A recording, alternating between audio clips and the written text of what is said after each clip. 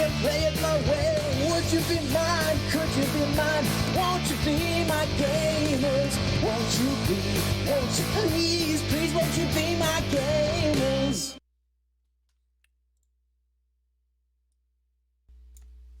Hey everybody, welcome to Mr. Hobbs's Gamerhood. I am your host, Jason Hobbs.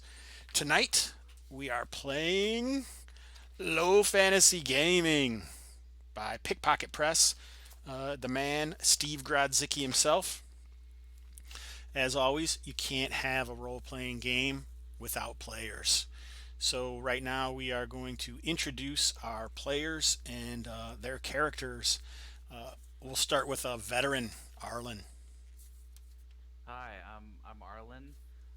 On the stream, it says Borag, and I don't know who that is supposed to be because I am playing Borgar. Oh, goodness. Man, couldn't you have seen that sooner? Anyway, continue. Um, no, and That's I'm it. happy to be here. It's always fun to play in Hobbs's game. And witness how many ways he can mess up his own stream. There, Borgar, you're wonderful now. All right, John, you want to go? Yeah, sure. My name is John, and I'm happy to be here as well. In this game, I'm playing a good old fighter, the best and most boring class, obviously. And his name is Sanjuro. My buddy, the Hoff, would say you're playing the only character that matters, a human fighter. All right, John. Oh, wait, I just did John. Matt. Hi, my name's Matt. I'm playing a bard named Hagen, like Haagen-Dazs.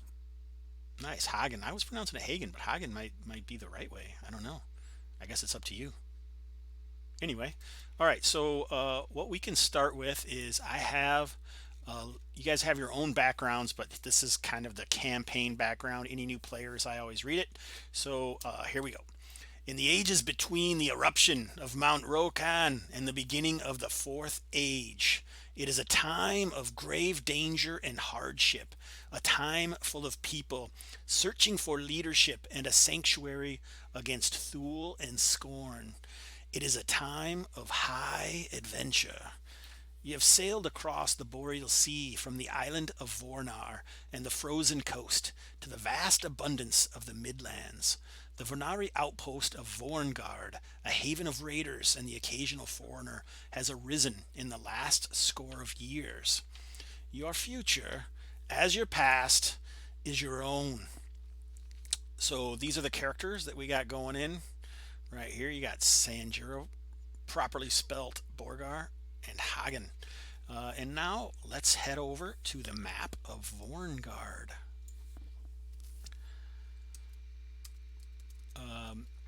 So I think you guys are a little familiar with the Midlands, or just the other book itself. I'm not particularly familiar Okay, cool. with the Midlands. All right. So what I will do is in the handout I had kind of, oops, wrong button. You got some wrong people in here. You see all these other interlopers hanging out. Let's get rid of those guys. Bring over the real important people. You guys.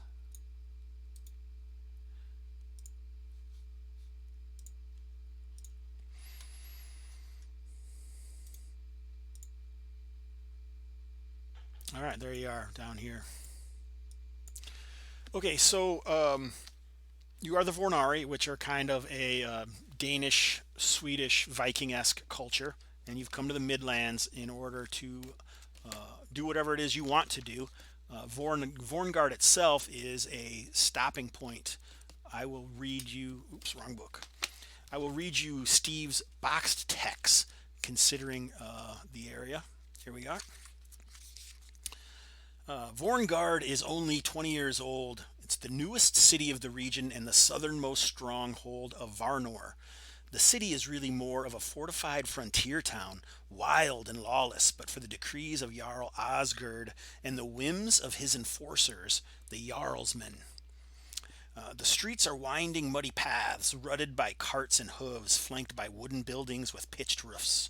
Architectural motifs of dragons, the sea, and shield heraldry dominate. There is a distinct lack of stone or brick dwellings. The temperature in Vorngard is cool, often with a crisp wind blowing from the north. Sanitation is poor and an unpleasant stench tends to permeate anytime the wind stops blowing, which is fortunately rare. The city is primarily a staging point for Varnori raiders heading south, but with each passing year, greater numbers of northerners turn to trade and farming as a way of life. So you guys discussed in our own little hidden area on the Discord what your intentions were for this particular session, and I think you have a rumor, Sanjuro, that leads to that. Is that correct? Yes. All right. Do you want to read it out for the people at home? Sure. Just let me get to it. um, yes. So Sigrun of Veternarn seeks assistance along the route from Landman Town to Vorngard. He's close-lipped concerning the details. So my understanding is that we're looking for him to get more, to try to find out more about what he wants and what it is that he needs protection for. All right. So why don't you guys make general info rolls, and we'll figure out what maybe you guys know about these people. Hello, I'm in chat now, and thank you for that insult. It's well taken. So if you look on your sheets, you should be able to find, I think there's a general info skill, unless I just made that up. I don't I see it. don't think so. Gather info? Could it be intelligence Let or me see. lore in general? I'll find it. Maybe general lore, is that what I'm thinking of? I think there is a local lore, but there's gather information. So what I was doing is right now we will general lore. Yep. So if you have general lore, then you get an intelligence roll. You can just roll general lore. If you don't, just make an intelligence roll. Okay. So this is what you know right now concerning that. I know a lot.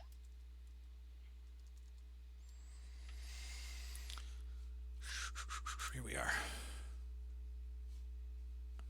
I can't find my thing that would tell me this. Did anyone make the roll? Here it is. Awesome. All right, so Borgar knows little. It looks like Sanjuro, as you mentioned, a great success. All right, so as far as Landman Town goes, as I mentioned previously, there are those Varnori that have been here long enough and have decided to take up the Midlander ways and begin, setting up farms and setting up trade with some of the other people of the Midlands. And it's the Vorngard people that are specifically responsible for that are called the Herders and Growers Common. This is what you know about them. Over the last decade, increasing numbers of Varnori have embraced animal and crop farming, copying successful Midlander techniques. Rogaroff, older looking than his years with a scarred nose, leads up the Herders and Growers Common and wants more stability and less lawlessness in the region to foster closer relations with the lake cities. All right, Sigrun is one of the Veternarn, and the Veternarn is this mercenary group of older Varnari who are settling down and have created an outpost to the west of Vorngard known as Landman Town. And any information that you would want, or any people like Sigrun if he's in town, or you could find the Veternarn, or you could just head over to the Herders and Growers Common Hall here in town. And that would probably be the best place to start with a situation like that. And Hagen, you know some of that stuff. We'll even say that since he's been here, Sanjuro has definitely heard that Sigrun showed up with a group of farmers who were transporting goods who normally are on their own to do that. But within the last week or so, Sigrun and a small group of Veternarn accompanied this particular troop. And the rumor is that someone has been raiding the caravans from Landman Town. Okay. I Oh, I make sure I tell the rest of the my companions everything that I know about this. So since they know we're looking for this person, but they might not know the rest of the details. all right. So all good stories, and I shouldn't say all. This good story is going to start at likely at a tavern where you guys met each other. You have been hanging out for whatever reason. Today, you've decided to go and look for cash, and you've gone along with Sanjuro's idea to head over to the Herders and Growers Common in an effort to see what Sigrun or even Rogaroff are willing to pay to help do whatever it is he wants done. So, what time of day is it? What time of day would you guys want to do that? I guess is what the question is. I'm guessing that it's for myself. Maybe it's the morning, and I'm running low on cash. I've only have 4 gold, and I need to make some money. And 4 gold isn't necessarily horrible. Um, in this particular game system, gold and treasure has kind of a different sort of value because whenever you buy anything, you're actually making a roll to see how much it costs. And I'm still learning it myself, but 4 gold maybe doesn't sound like that much, I guess. So that makes sense. Is there anything that you wanted to add concerning Borgar?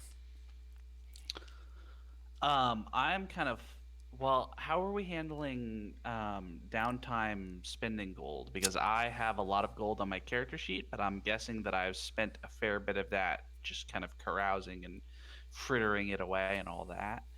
Yeah, so I think we had talked previously about a, um, a luck test. I think intelligence seems like the best one, or do you think wisdom, since that's the one that's most affected with luck? What do you think? I'm willing to Uh, discuss. I haven't really done this.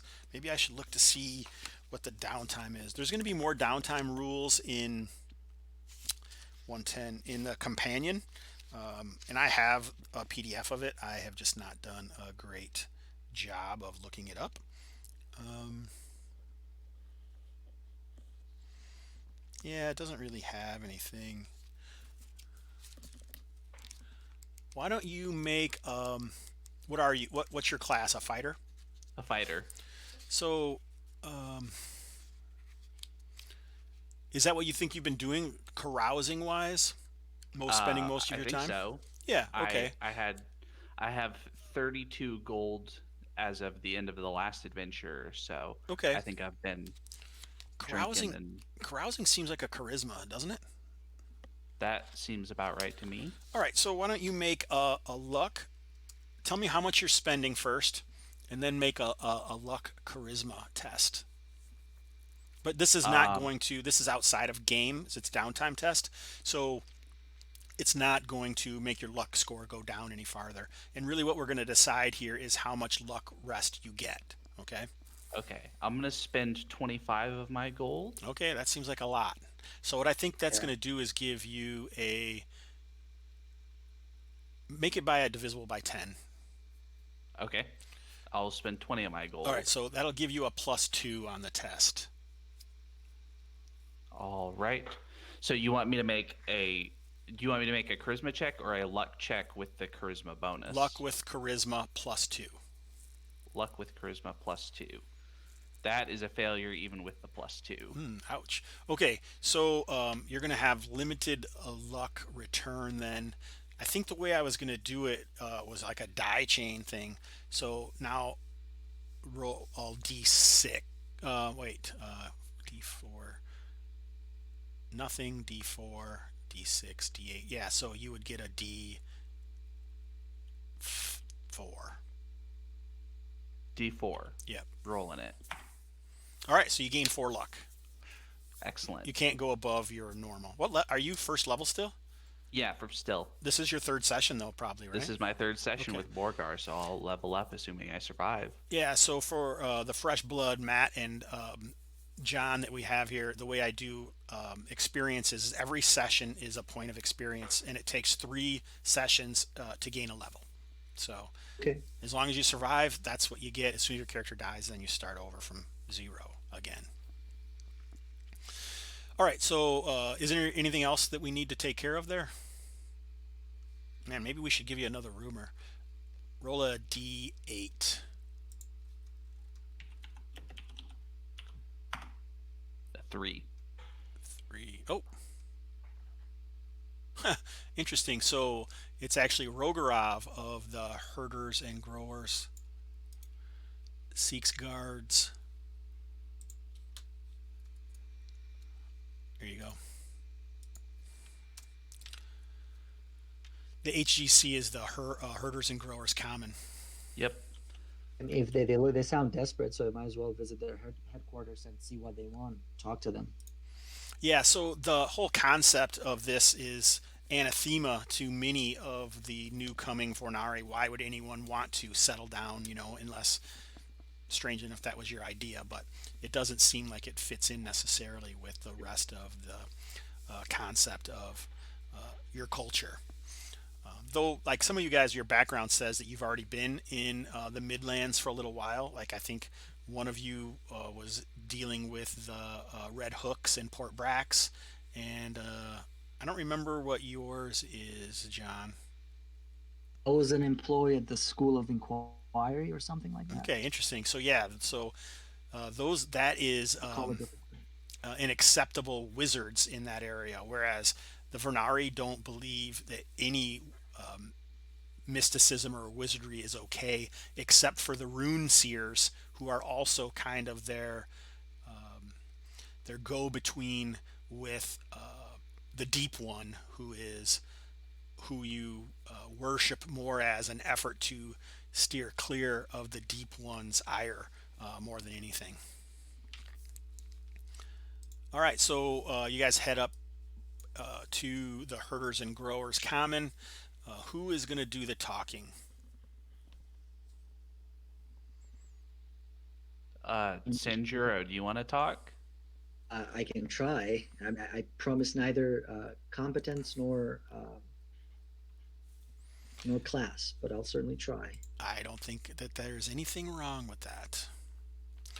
All right, so you head in there, and it's obviously pretty busy. It looks like this hall is a place for the Veteran to hang out and stay. So you see some hard-bitten mercenaries about, as well as some farmers, and they may be storing some things. It's probably in kind of the area, this area over in here, kind of a rougher area, but it's a decent-sized hall near this tavern, or the barracks, it looks like. So it's not too far from the Jarlsman's barrack. So What's the population of the town, um approximately? good question. I have that somewhere. You just have to give me a moment to find it. About 7,000. Okay. Its themes are it's lawless, it's a frontier, and it's full of raiders. There are the occasional outlanders, though, as well. Even though they're not really outlanders, you guys are the outlanders, right? So how do you want to do it? Do you want to role play the meeting out? Do you just want to make some rolls and see what kind of information you get? I don't really know how you like to do it. I don't necessarily want to role play it, but I mean, I can maybe describe or like just at least ask specific questions about what he wants and why does he want to sort of get out a landman town. Perfect. So that sounds like you could just use one of your skill rolls to see how good you do that then, and we can go from there. Then I'll just give you that data. What So skill would that be? I'm looking for it. I should have like a sheet that just has all these skills, but I haven't done that yet, guys. I always complain about it too. There's page 50 of the That's what rule I'm trying to book. get to. Oh, nope, I'm Yeah. at 62. 50 is what it is. Yes. Perfect. So you're trying to. It doesn't look like gather information, so it's probably more. It's not really Fiction? deception. What's that? detection. Would that make sense? All right, so that's usually not talking. Um, Yeah. I Yeah. think maybe gather information would be best because you're trying to get Uh, information from this guy. Are you trying to do it without him knowing that you're doing it or anything like that? Or you don't care, right? You're just trying to get as much information from him yeah. as possible concerning his queries, right? Yeah. Straight up, we go maybe get a drink or something if they serve there, and just ask him. We've heard such and such. Could you use our help? All right, so you're pointed to some sort of administrative staff who is Abram, and he seems like he is an overworked bureaucrat who was once obviously some sort of militia or warrior. He's got the standard look of a Vornari. And actually, he is missing uh, his arm. It seems like it's cut off mid forearm on his left hand. And he doesn't necessarily seem happy about what he's doing. So you can either roll, it seems like a charisma test. Do you have gather information? No, If, I have persuasion, and I have leadership, and I have would you like to yeah. persuade him to give you more information? It is diplomacy, so you can use that if you want. You can use persuasion. Okay. Oh, all right, so a great success. All right, so Abram takes a liking to Sanjuro. It might be the touch of Argosan accent that he can catch in Sanjuro's speech from his time in wherever he was, Northgate, I think it is. And he is very happy to. That was a good roll, man. Your target was an 8. Yeah, I know. I'm not very charismatic. And so he lets you know. Let's roll. Why don't you roll a d6?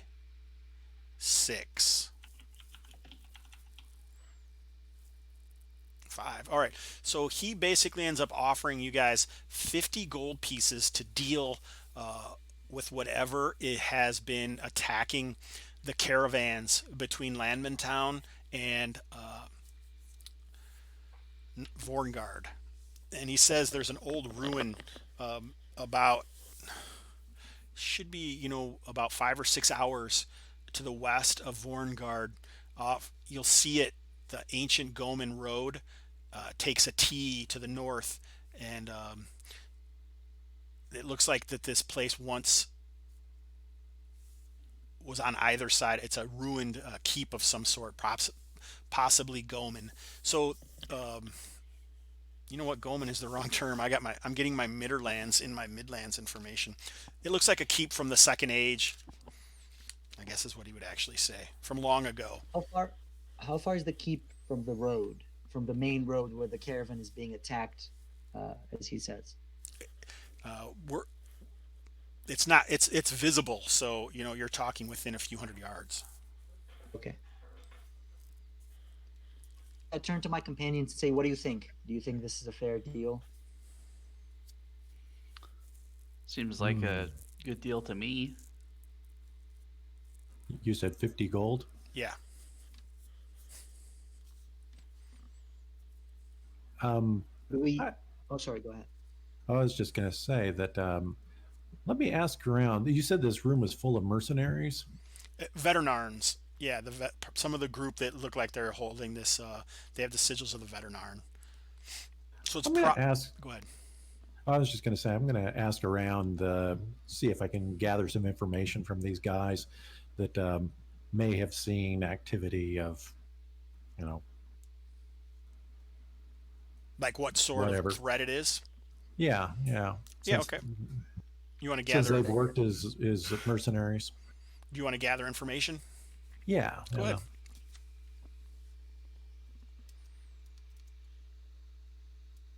Ooh, that's good. All right, good, a success. So yeah, it seems like you do find a guy who mentions, that he calls himself Sigurn's Fen.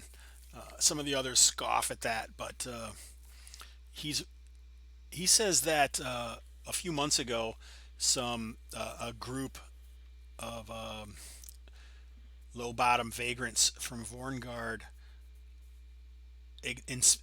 inspected the area And rumor was that they found some scorn inhabiting the ruins, but they said that they had dealt with them. But it must not have been true because they've still been having problems. He has not actually seen any scorn in his trips, so it could be just some raiders from Vornari or elsewhere, but it's also possible it could be scorn. Right, outside the game, could you remind me what Scorn are? So scorn are like actual beast men of a sort. So they may have like an equivalent to like an orc or goblin or something like that. Thank you. Yeah, you're welcome. Well, let's see exactly what it says in the Midlands book for scorn, because you guys would be familiar with what scorn are. Scorn 104.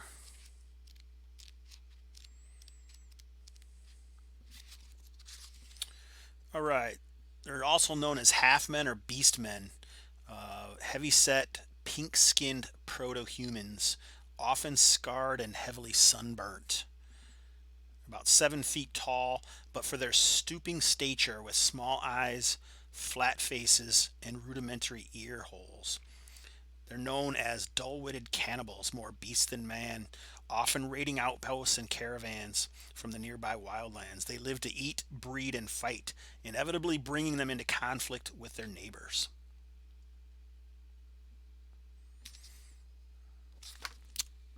What do you think of that? If only I had like a handout. Man, you think I would? I'm surprised I don't. That surprises me. I need to do that. I'm going to write a note for that. Hagen, did you just? I assume Hagen tells us what he found. Oh yeah, Early in the yeah, video? yeah. I'll pass Okay, along well, that that's information to everybody. Do we know anything about these scorn? Are they something that we kind of like go, oh, that sounds scary, or are they trivial, or as far as I've killed more than a few scorn in my time. Is that true? That is true.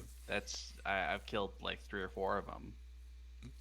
Well, how did you feel? Was it trivial or was it? They're not trivial. One of them almost cut my hand off. So yeah, I mean, you would equivalate them with Vernari Raiders probably. Yeah. There's probably stories of more powerful Scorn, war chiefs or Karg, I think is what they're known as. There are rumor that they revere lycanthropes in lycanthropy. so. Do we know whether the surrounding area is a is has a lot of Scorn in the wilderness? It's possible. Do we Yeah, know it much about? is. It's rumored to be Scorn and Thule ridden. So Okay, what I'll do is I'll show you. it's certainly not unusual that they might be the perpetrators. Correct. So this is the map. So this is where you guys are.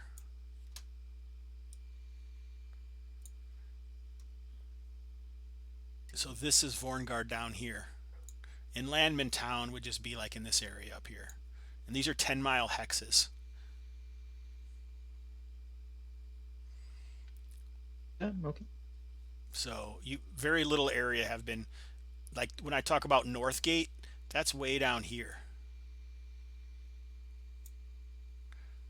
Vorngard rests on the northern edge or the northern shore of a decent sized lake about 10 miles wide and 20 miles long, known as the Siltwater.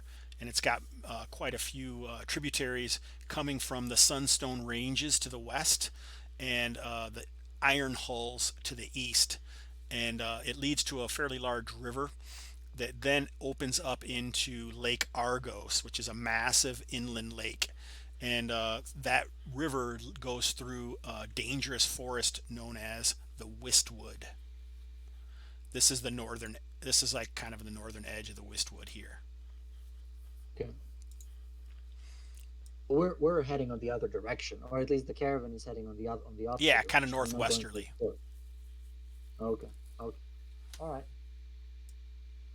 Yeah, so on this map, you'd be like heading out this direction. Oh, you can't see anything. That's weird. I didn't move myself, but I moved everybody else. You guys could probably see that then. Oh, wrong button. Alrighty. So this would be on this map, like this would be straight north. It's kind of cocked because it's isometric. Yeah. All right, so you guys got any questions or anything? I think I asked Borger. So you think we can take him? Well, how much cash do we have between us? We might want to hire some level 0 guys. What do you guys have?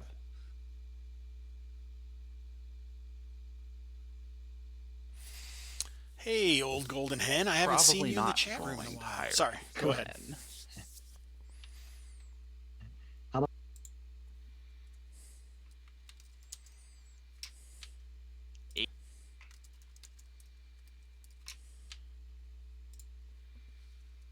Did you guys ask me a question? I didn't hear. Sorry.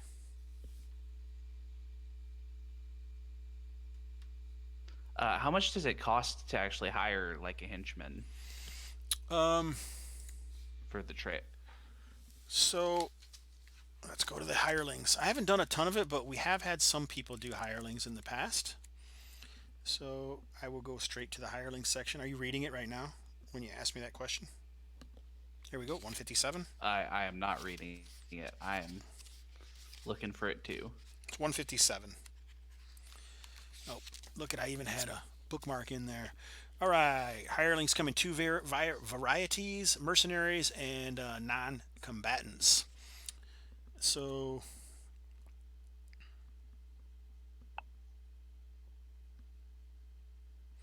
the process of buying drinks, inquiries, vetting potential hires usually takes 1 to 3 days and cost 2d10 gold pieces. Urgent recruitment of hirelings might be possible at higher cost. That would be the GM's call. How much?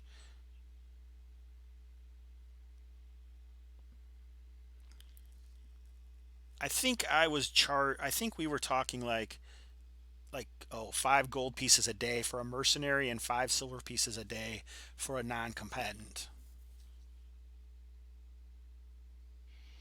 And it's going to be several days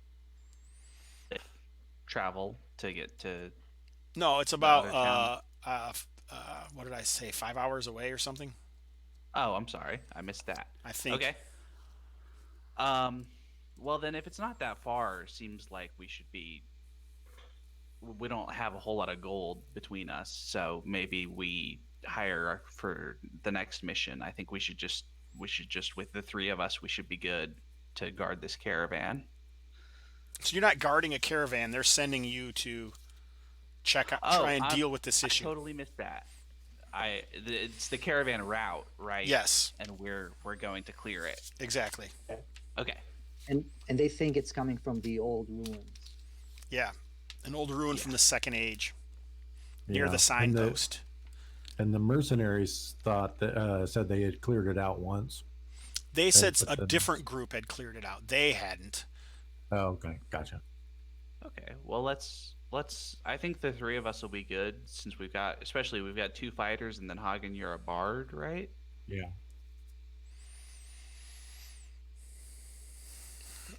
So what's the plan?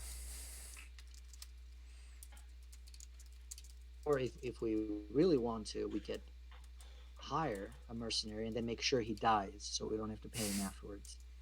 So you have That to at would be- least that pay would- him for that one would be one day strategy. up front, and you'd still be paying 2d10 gold pieces just to get them, just to find Yeah. anybody who might be interested. That is true. Oh well. So No, much I for think that. with just the 3 of us will have to be enough. Okay. We can certainly be a little cautious as we approach and see, maybe not jump in straight away. Just kind of assess the Yeah. situation step by step. Yeah, makes sense. I'm okay with that.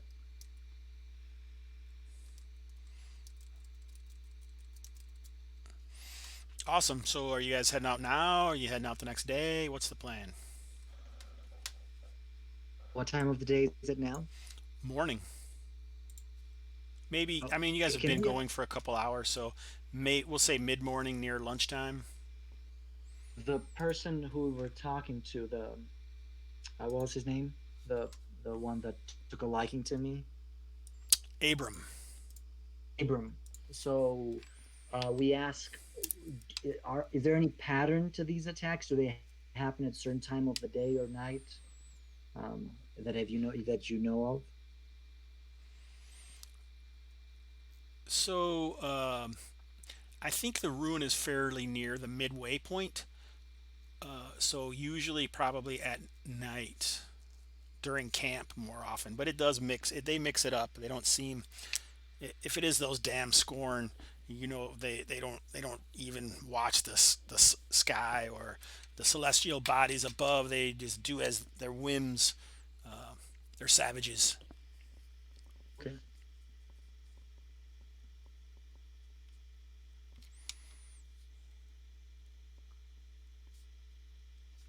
So I'm okay if since it's early of the day. I mean, we're probably well rested. If the rest of the party wants to maybe spend another day uh, to get an extra days of rest, that's fine with me too. I don't think it would make that much of a difference. Yeah, that makes sense, and we can head out early morning. That sounds good to me. Is there anything that we need to, anybody think of anything that we need to purchase for this grand task? Assuming potions are not very common, healing potions would not be very common in this game to sort of buy. No, they are Okay. on the rare side, I believe.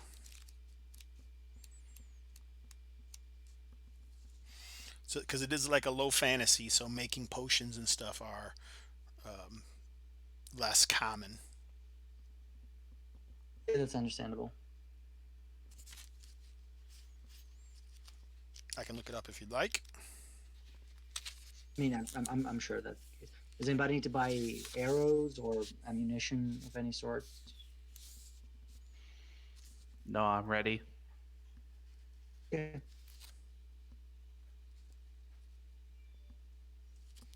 Okay, we heading out.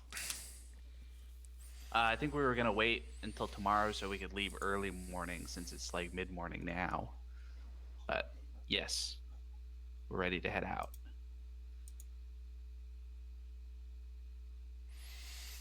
All right. So the day goes uneventfully. You guys stay in whatever hovels amongst the muddy tract Vorngard that you've been staying in thus far. Hopes for something better in the future.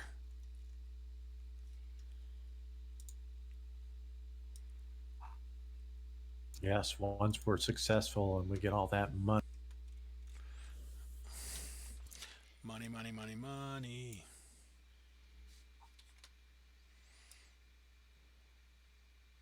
So this, Is there a caravan going the day that we are heading out? no.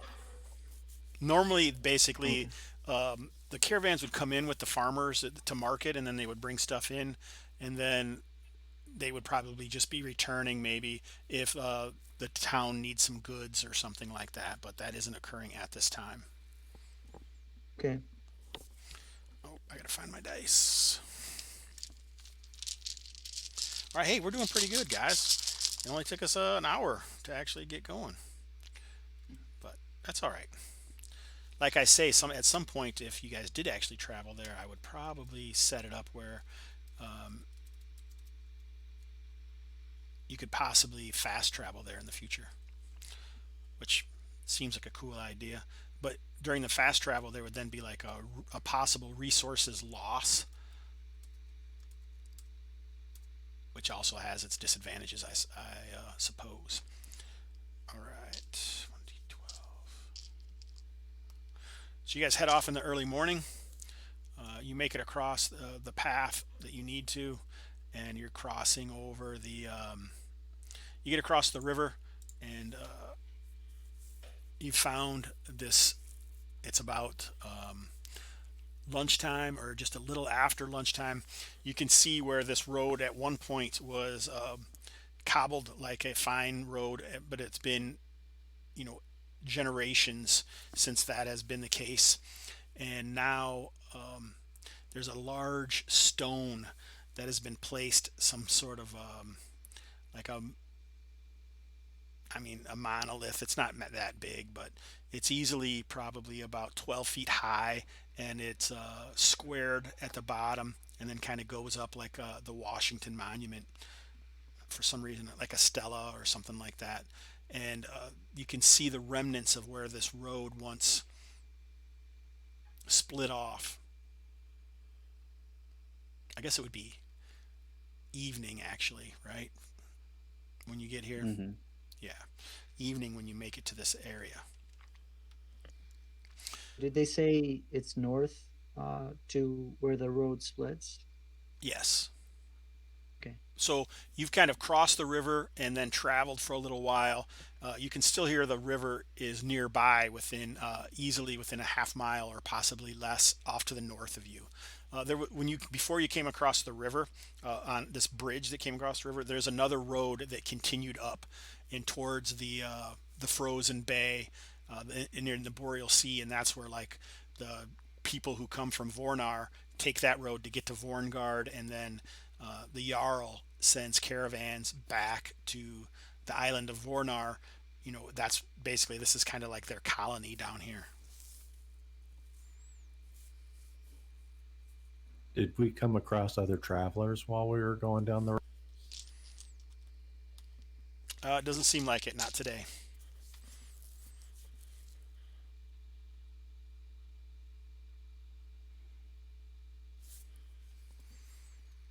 Interesting. Is it, sorry, go ahead. I was just commenting that it was interesting that we didn't see any travelers or caravans. Yeah, not today. Because I mean, there's really nothing else up here except wherever, you know, whatever the, there's probably some kind of port town up here that Varna use as a staging area between the island of Vornar and Vorngard. But other than that, it's not like there's tons of traffic back and forth because you're kind of at the northernmost edge of the Midlands. Borgar, Sanjuro, what do you think this monument's for? It's like a road marker, a tomb. So, we look at it closer. We see for any runes or any markings that might indicate its origin or its identity. Okay, so Sanjuro seems really interested in this stuff. So why don't you?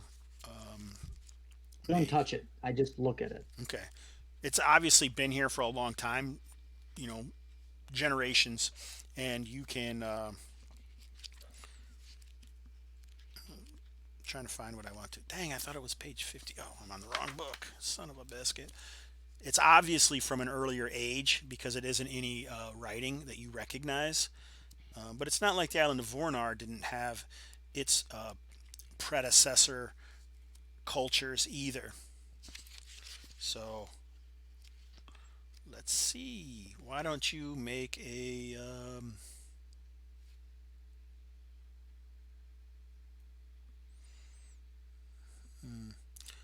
why don't you make a general lore test? If you don't have a general lore, then just make an int test. So,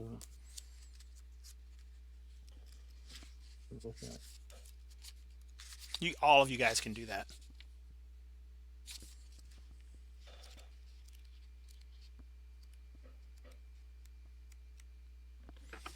I'm not looking, so I don't know what you got.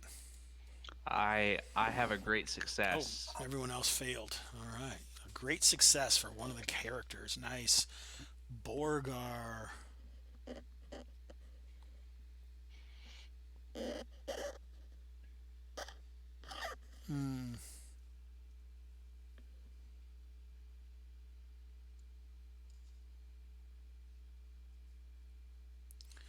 So you can't read it or anything, but it's your best guess that it likely comes previous to the second age by the bits of the only things that could have affected this stone the way that it had was likely some sort of cataclysm, which you've heard historians believe that there might have been a volcano erupt, which kind of blocked off this area, you know, maybe 1,000 years ago. And so this is at least older than that. So it comes from the second age. And the only peoples that you'd heard of from the second age are the Ramoran or the Soon. And this is quite a ways from where the Soon were said to be. So it's likely Ramoran. And Hmm. you said it looked artificially made. It didn't look like it was. Yeah, definitely artificially Original. made.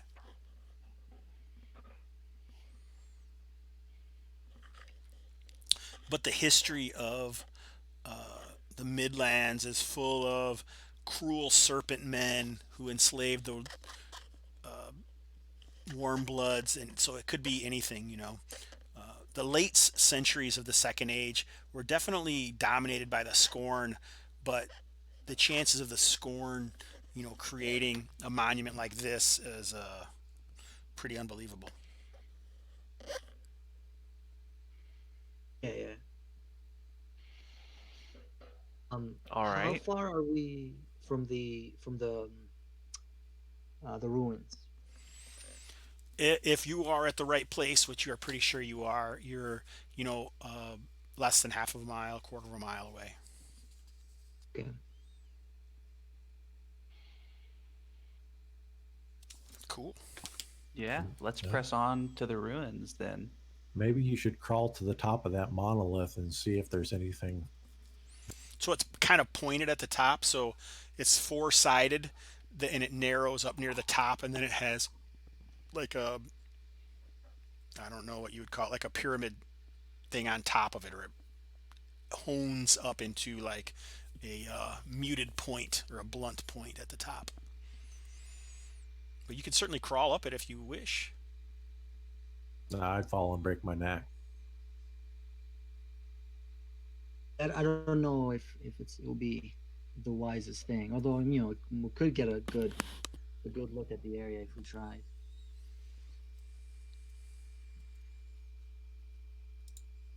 I'm not sure I'd be willing to do it. Why? I don't think climbing this stone is in the cards for me. So Uh, sounds like nobody's gonna do it. I remember the book had something about being able to sense magic. Can we try that? What's I that don't remember now? what page it was, but it Sense magic as a was skill or something something? about. No, it could have been a skill, but I think that There's arcane lore, which is sensing nearby magic. so on page 83, any character may spend a few minutes attempting to sense magic in a 30 feet radius by making an intelligence or perception check. Page 83. Is this deluxe or Blocks, yes. I have the black and white version, but I think it should be the same. Yeah, it's page 83. Sensing magic. so the check is made at disadvantage? If you don't have arcane lore, yes. Do you have arcane? Does anyone have arcane lore? I would assume you don't because I don't allow. There's not too many because it would be like a rune seer's job maybe to be more involved with that.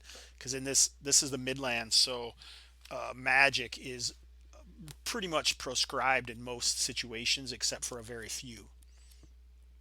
I don't. Yeah, I don't. And if you so I was thinking about disadvantage, but if you don't want to allow that check, that's fine I, too. I don't It's just care.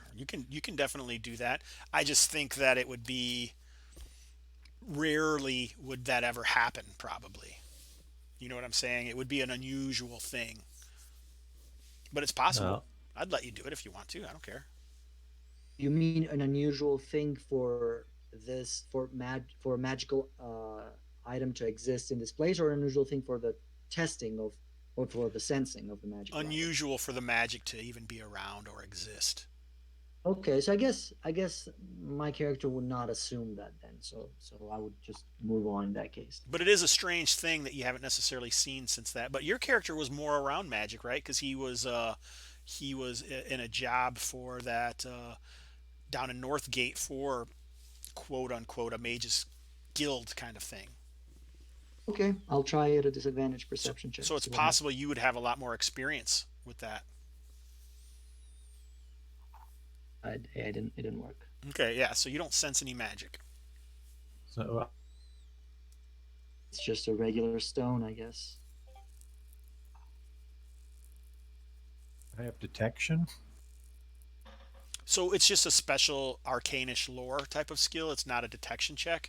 It's int or if you have arcane lore, it would be an arcane lore, but you don't have it. Uh, So it's a disadvantage, either perception or what'd you say was the other one?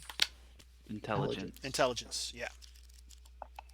but like, there's no like, and this is getting kind of ludicrous, but there's no like switches, secret passage, something to manipulate on the exterior of this. So it's pretty flat, but there have been some sort of inscriptions inscribed in the stone, millennia ago, maybe. Hard telling, at Gotcha. least 1,000 years. So it's mostly smooth, but there are some craggy indentations that Borgar said was maybe from this cataclysm that happened, 1,000 years ago. But beyond that, you don't really see anything else. I mean, you could search farther. I mean, you could dig around it to see if there is something beneath it or whatever, if you want to. It's just the tip of the iceberg. It's possible. Oh, you guys want to spend some time here, or do you want to just I press mean, on?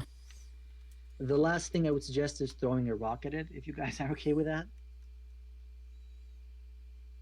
So, people have been traveling and camping around this for, 10 years. So it's not like you're out. I mean, you are in the wilderness, but more like Borderlands type of frontier than like man hasn't been around or ever been here in 1,000 years. This, Is go ahead. is there indication that people have camped here, like Yes. ashes and? Yes, you do see like a campfire nearby. It's on the other side of the road from this stone, but this landmark stone. Okay, so the people that travel this way don't think of this obelisk as a evil omen that they need to avoid. Well, other than maybe sleeping on the other side of the road. Doesn't seem like it, no.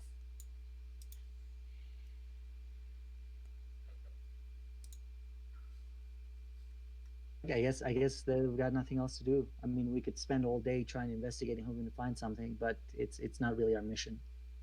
Yeah. No, I think our mission is to go to the ruins, and that's where we ought to be headed. How And soon we is can, we it? can check it again on the way back if we How want. soon is it to sunset? Oh, it looks like you still have about 2 hours. You could Okay. definitely make the trip farther in and get to the river in that period of time if you so desired.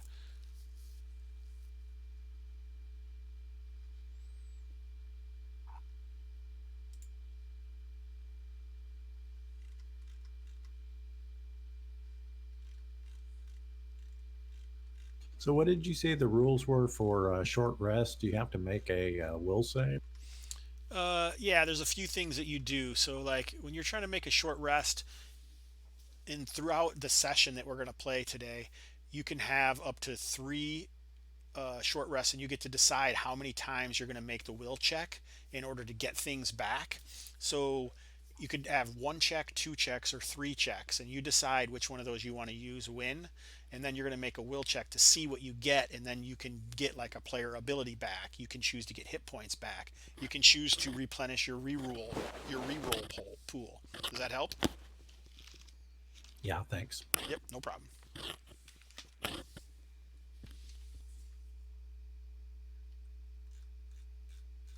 So what's up? What are we gonna do, guys? Uh, Head on. I mean, we could spend all day looking at this rock, but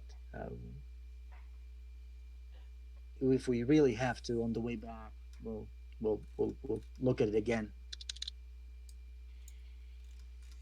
That Sound, sounds like a good plan. sounds fantastic to me.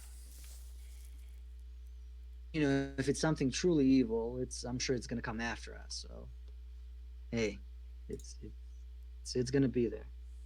Animated obelisk. Sounds Yeah. awesome. I should add that.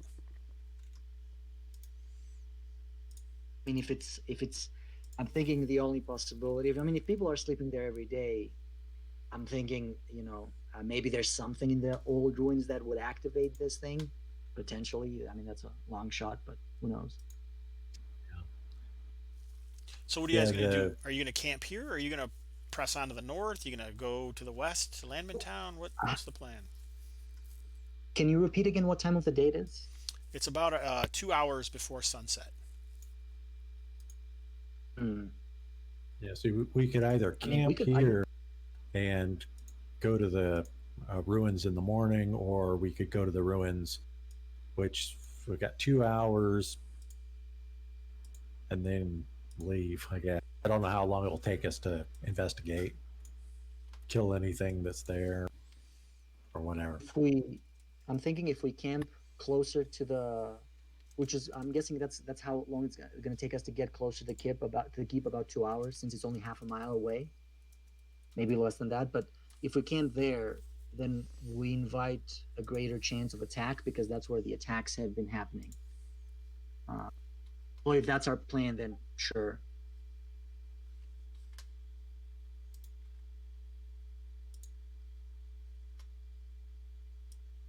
Well, I don't have any skill in bivouacking out here in the woods.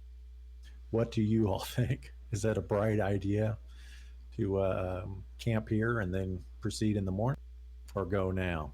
We have 2 hours of daylight left, and it's half a mile away. Within a half mile, yeah. Maybe a quarter mile. How far is Landman Town from us?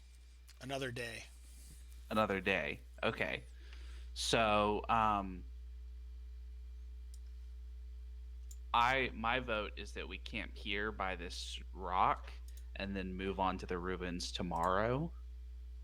And that gives us some time to try to like fortify our encampment or something.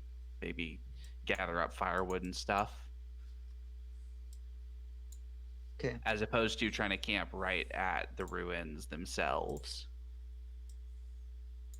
I think that's a good idea. That sounds like a good idea to me. We don't know what we're going to find at the ruins, so at least we have a little bit Yeah. better idea of what we got. Well, other than this mysterious obelisk.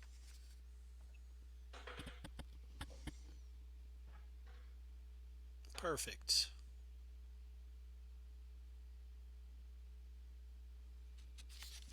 All right. So you guys take the last couple of hours to set up your camp. You just using the regular campsite that's near here? Yeah, I think just camp wherever other people have camped. All right. So we've been playing about an hour. If you guys want to take a couple minutes for a bio break, that would be awesome. If you don't have Say that to, again. Sorry, I didn't. you can take a bio break if you want to. I'm gonna do something real quick here. Okay. I gotta quick make some statistics for this animated Stella, since you gave me that idea, Matt. Trouble is coming. Is that what you're saying? I'm just kidding. Yeah, there was nothing worse than in third edition, low-level characters being attacked by animated objects because they had heart, and you didn't have magical weapons or adamantine weapons. The guy was killed by a table. That doesn't seem right, but I can understand. So yeah, go ahead. Give me like 3 minutes maybe.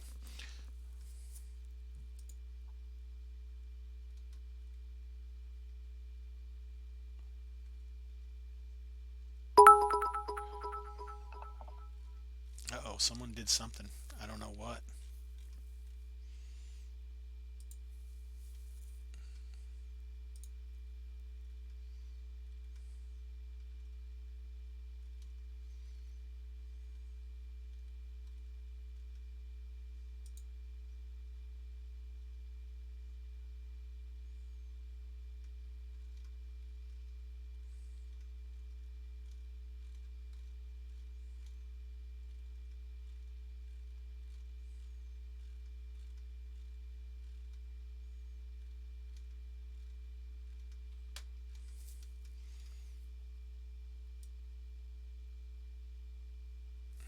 Gee, someone should talk though, unless no one's here. Oh, I guess it's just me.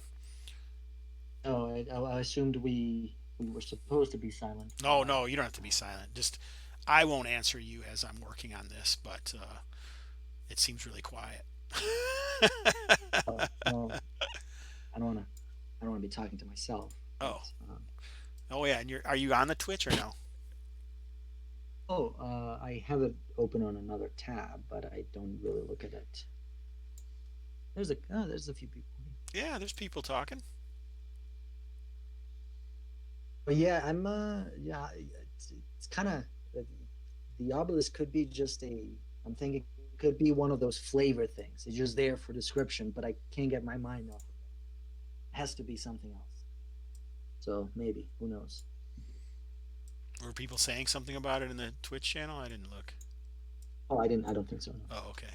I like it, but um, One says 1 hour gaming, then camping. Such a slow pace. game's over.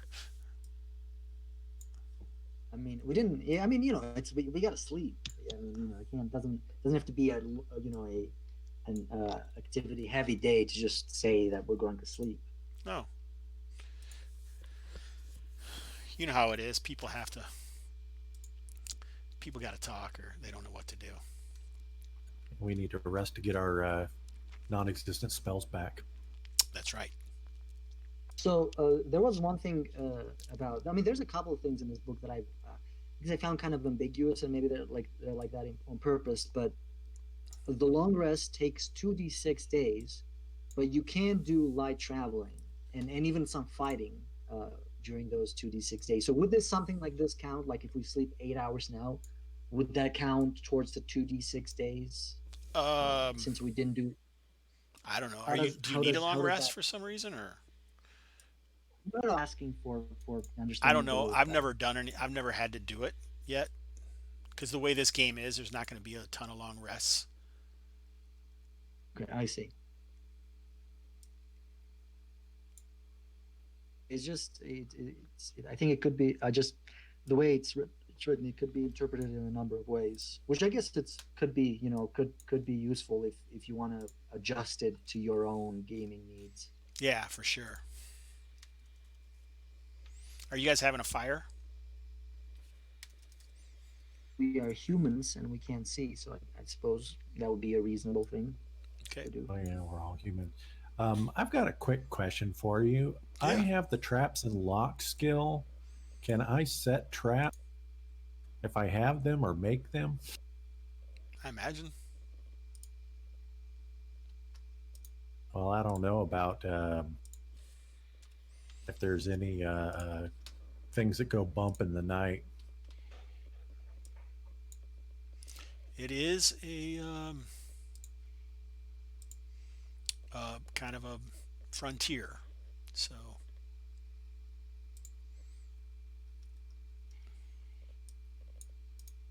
And the description here says picking non-magical locks, setting and disarming non-magical traps. Noticing traps is covered by perception. I would Uh, the, imagine that that is probably talking about more like roguey type traps, whereas like wilderness lore or something would be like snares and stuff. yeah, like Uh, snares. Okay, all right, give me one moment. sure thing.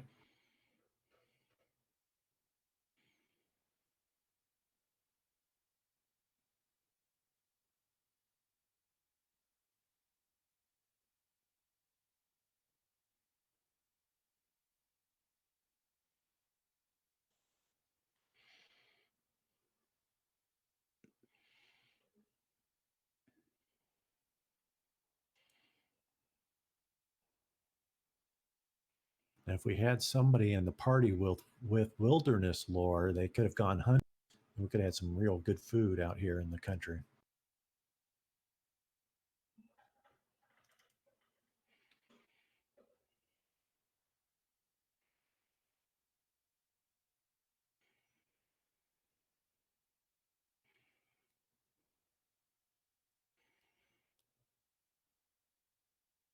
Is everybody back?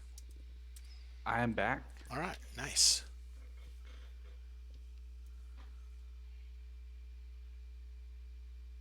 We don't have anybody with wilderness lore, do we? Oh, I actually do have that. Let me double check. Yep, I do have that. Can you find us some food? I can certainly try. I think you guys got some rations. I do have some, but I mean, it's All right, so does this help set the scene a little bit? sure. So regarding wilderness lore, would that also help hypothetically for finding a good camping site in the wild? Sure. I mean, we already have one, but just out of curiosity. So here is the standing stone that we've been talking about. So it's pretty big. It's almost 8 feet long on either side. And like I said, it probably goes up 12 to 15 feet tall at a point on the top. Here's your campsite over here, and these are your guys' tokens. There's the trail as it goes, and here's the one that leads to the north. Okay. Any questions? Um, this one is north, No. or To the this one? up, to north to the north. Oh, Landman Gotcha. Town would be this direct. Landman Town would be this direction. Vorngard is that direction, and then this other path is to the north, and here's that stone. So this is like an elevated area. the, and the caravan is going along this direction, right? Yeah, back and forth from those directions. Yes. Okay. Oh, good to know.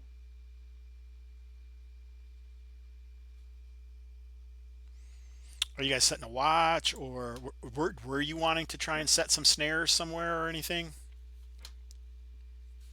Is that the wilderness lore thing? I think so, and some characters have them too. I don't know, like I think a ranger or something may have some or something. I think I have any specific class features, but if I can try to make some natural snares around us, just to maybe make some noise and alert us in case anything comes our way. If you want to. Okay, do you want me to just roll a wilderness lore? Do you have like rope or something that you would use for that? I do have 50 feet of rope. Okay. Well, it sounds like you have most of the things you need. Yeah. Why don't you make a roll with a wilderness layer, and then like maybe just draw on the map, like if you're putting something somewhere or what it is or whatever. Not bad. Um, where should I put it? Any suggestions? Be around here. The ruins are on the north. They might be coming from the north.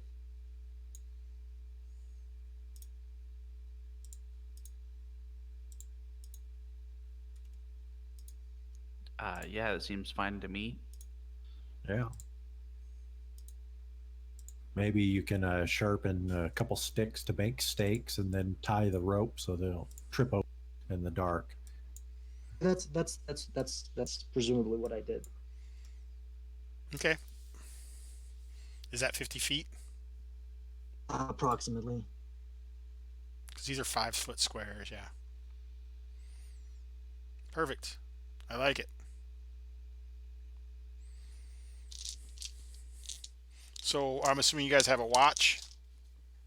Yeah. I'll take first watch.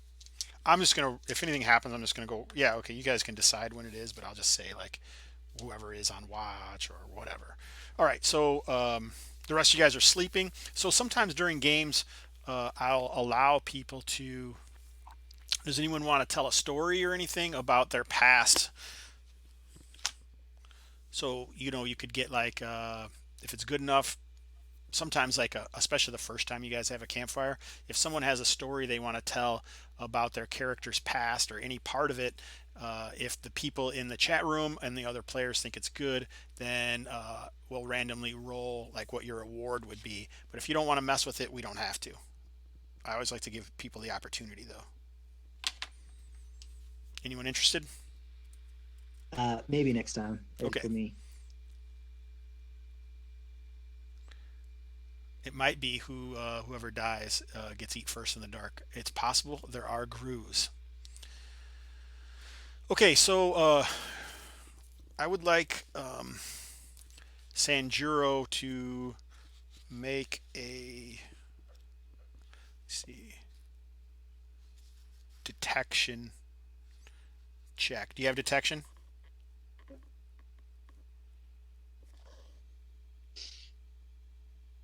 Do you have detection, Okay. John? I rolled it. Oh, shoot. See, I'm not on that screen, so I don't know. Okay. All right. So, I mean, it's failure. I can tell you what the result yes, thank you. I look back. All right. So, let's see here. is. Hopefully, the tripwire will do its job, but maybe not.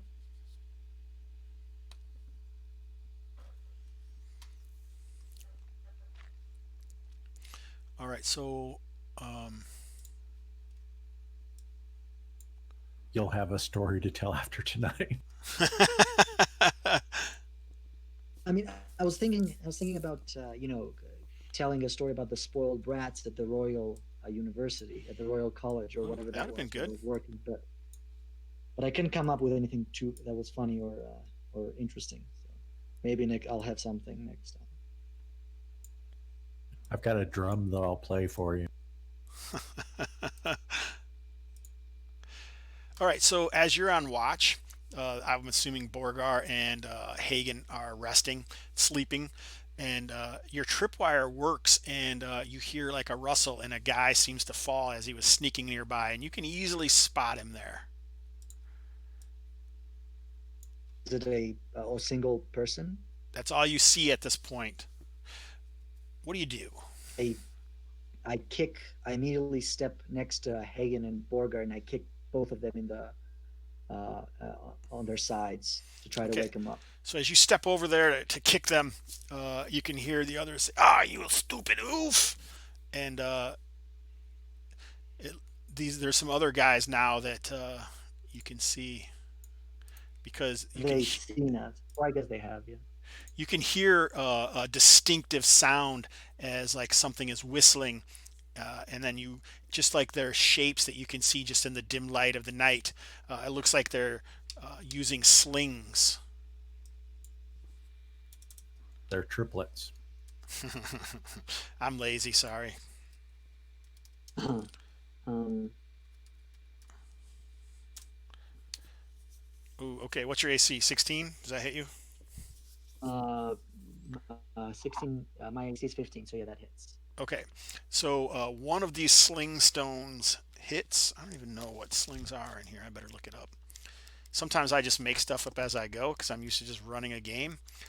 But then I feel like, oh, maybe I should actually look that up. Do they even have slings in here? Oh, they do. It's D4.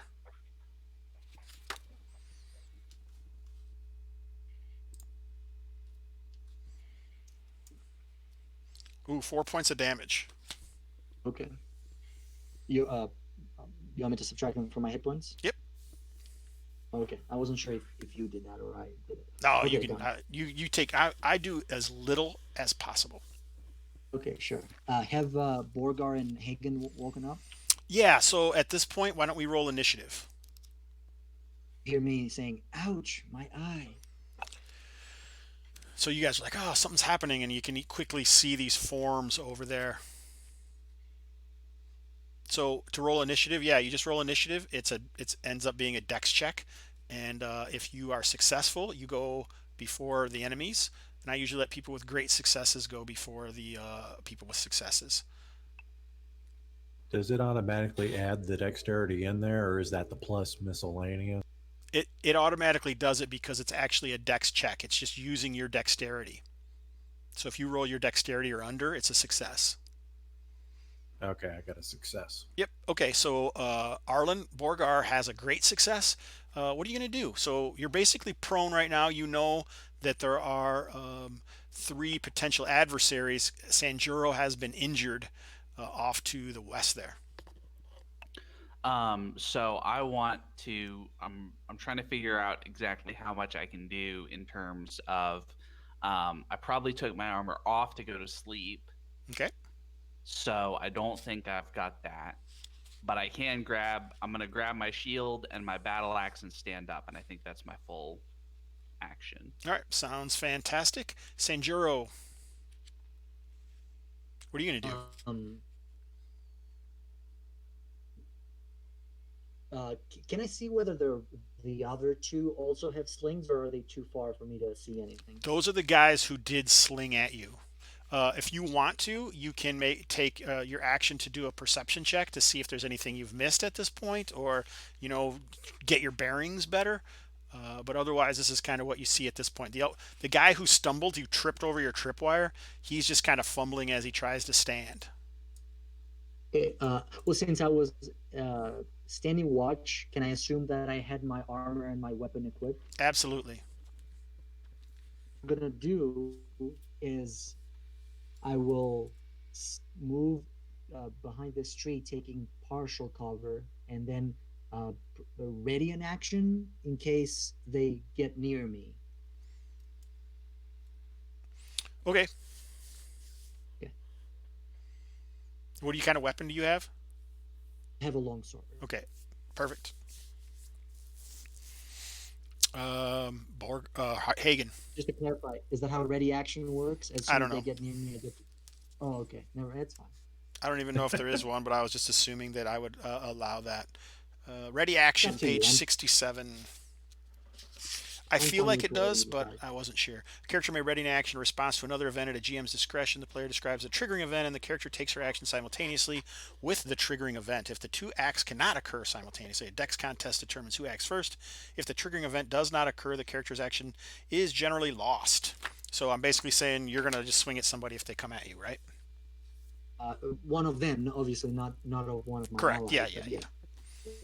Well, I mean, I guess we should just in case, because I know how Borgar is. Hagen? All right, I am going to scramble to my feet. My character wears leather armor, so He can can I wear it. sleep Yep. in that? Yep. Okay, so he's going to get his shield and he's going to ready his weapon. And if he can get to some place where well, So stand would be Can you- half. So you can move Okay. 15 feet if you want to. can I do a kind of a perception check to get my bearings of like what's going on and Yeah. how many? So go ahead and make a detection.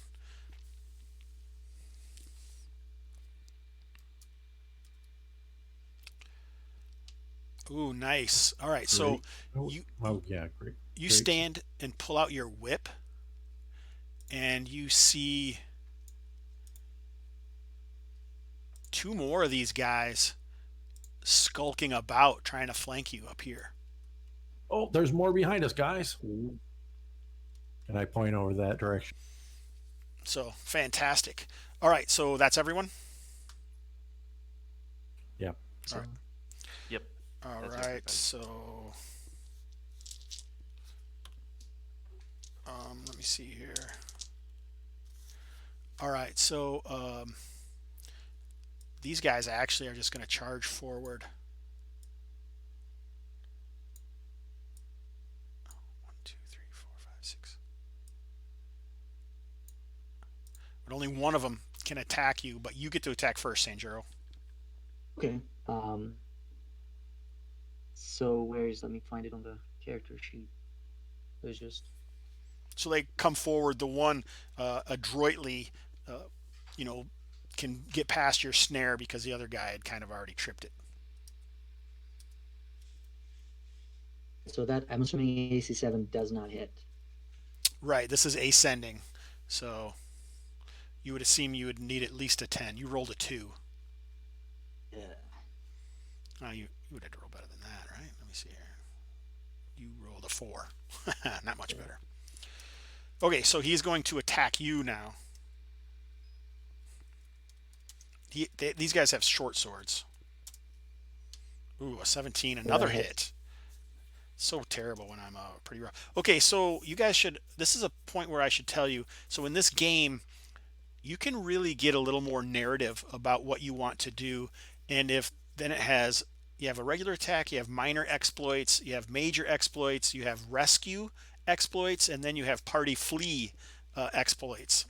So there's different things that you can do. And like if you're trying to daze someone or blind them or trip them, make them prone, there's some different things. And I will let you know when it's minor or major. And so like a rescue exploit, like right now, that this attack is coming and you know it hits Sanjuro, you could wait to see how much damage it does. Or if you're within 30 feet, you can do a rescue exploit. So either Borgar or Hagen, you can only do a rescue exploit when it's not your turn, but only one person can do it per incident. And so it's a twofold process. You have to make a dex check in order to get over there. You have to, it's even more than two. I don't know why I said twofold. You have to narrate what you are doing to do the rescue, and then you have to make a luck check. So you need a dex check and a luck check. And then you also have to narrate it and make sure it makes sense if you want to do a rescue exploit. And so what that does is if you succeed on a luck check, it's going to lower your luck. So that's how it gets taken down as the game goes on. Okay? In this instance specifically, I can't do much. Borgar and Hagen would have to sort They of have to do the attempt rescue exploit, yes. that. Sounds good. All right, so you take 2 points of damage, sir. And obviously no one wants to rescue. It doesn't use up your turn or anything like that. It just uses up luck. Luck, exactly. And you saw earlier that luck returns to you through downtime. So it doesn't naturally occur. Well, you're gonna get some back, but depending on your downtime, exactly how much that is. So I could have run 20 feet over there and try to yank him out of the way or something. Yank him out of the way, interpose your shield, any number of however it works narratively. You could say you're going to use your whip to wrap it around Sanjuro's leg and pull him out of the way. You could say you're going to use your whip to hit a branch on the tree and knock it in front of the blow or whatever. It just allows you to do the narration of that. Okay? Okay. And is that before dice rolls? Doesn't matter. So how about I run over there and try to I crack the whip at the guy that's trying to strike, trying to get him off balance so that he misses his. Can I do that? Yeah, let's put you what's the range of a whip? 10 feet? 10 feet. Yeah, so we'll just put you over here by him, right? And so you would need to make, let me make sure I did that right. I'm pretty sure I did. That was a pretty good explanation, but it would suck if I was wrong. Martial exploits, page 73 of our deluxe. Major rescue. In certain situations, an adventurer may attempt to rescue. You have to be within 30 feet. A rescue allows one player to negate or reverse an adverse event for another player or NPC. Rescues are exclusive to PCs. First, the player must explain to the table how he is going to achieve the rescue. And then the GM agrees the rescue is possible. The adventurer must make a successful dex check to move into position, react fast enough to intervene, etc. If the adventurer moves out of melee, enemies within reach get a free attack as normal. So, okay, go ahead and make a dex check.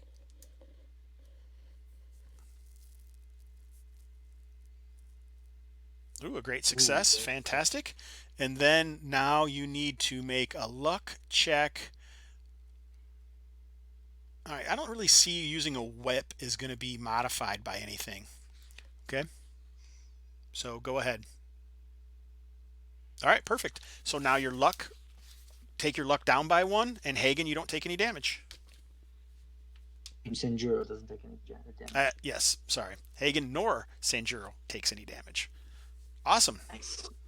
So I Perfect. flipped that, I cracked that whip right in that guy's face, and I Yeah. guess he's get startled. Yeah, surely a ravaging blow is avoided through Hagen's quick whippery.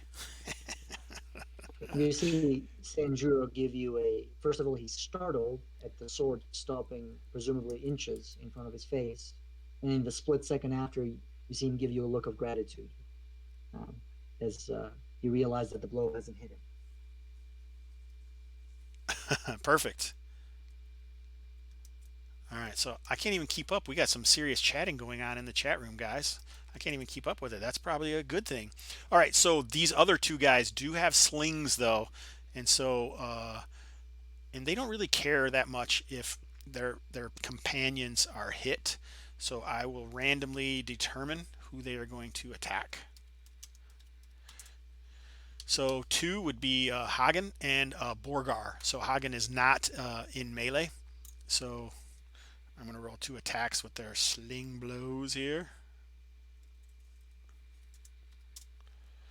Oh, nice. So the 1 is automatically.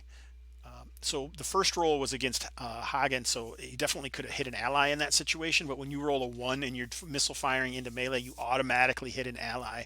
But if you are doing it and no one's to be able to get hit, his sling just flies out of his hand, so he's not going to be able to sling any longer. So I believe it is initiative. Wants to roll again? Yep, you guys just roll again. So you just do dex checks again. Pretty fast. Great success, Borgar. Great success, Hagen. Borgar, yours was lower. You go. All right, so I'm Or going unless you guys to- want to choose to go for some special reason, you guys can just decide amongst yourselves if you want to like do something together or whatever. I'm just gonna move in and attack these guys. Okay. Yeah. So move in, and I'm gonna make an attack check with the battle axe. Oh That's no, not good. a fumble. So in this game, when you fumble, your opponent gets an automatic attack back. Misses. Alrighty. All right, that's the end of my turn. Good move. Hagen. Hagen-Dazs, what are you going to do with that whip? Let's see here. I'm going to try to whip that guy that's next to Sanjuro. That's got a 10-foot range. Is there anything specific you're going to do with the whip? I mean, like, are you going to try and, grab his leg and make him prone, or just try and attack for damage purposes? Or If I try to trip him, does that cause a penalty to hit, or nope. how does that what work? what that would do is that would be, I would consider that a minor exploit. So you have to roll to attack and hit, do damage, and then I would just give him a strength check to see if he is pulled prone. Okay, sure. I'll try to trip him. Do it. Okay, so you would, that's a strength check. Never mind. yeah, you need to attack with your whip first. Oh, no. AC 6, so yeah, it 6. misses. It doesn't make it through his light armor. You've been rolling terribly with these attacks. I don't know what's going on. Yeah, it's exciting, isn't it? I guess that's one way to put it.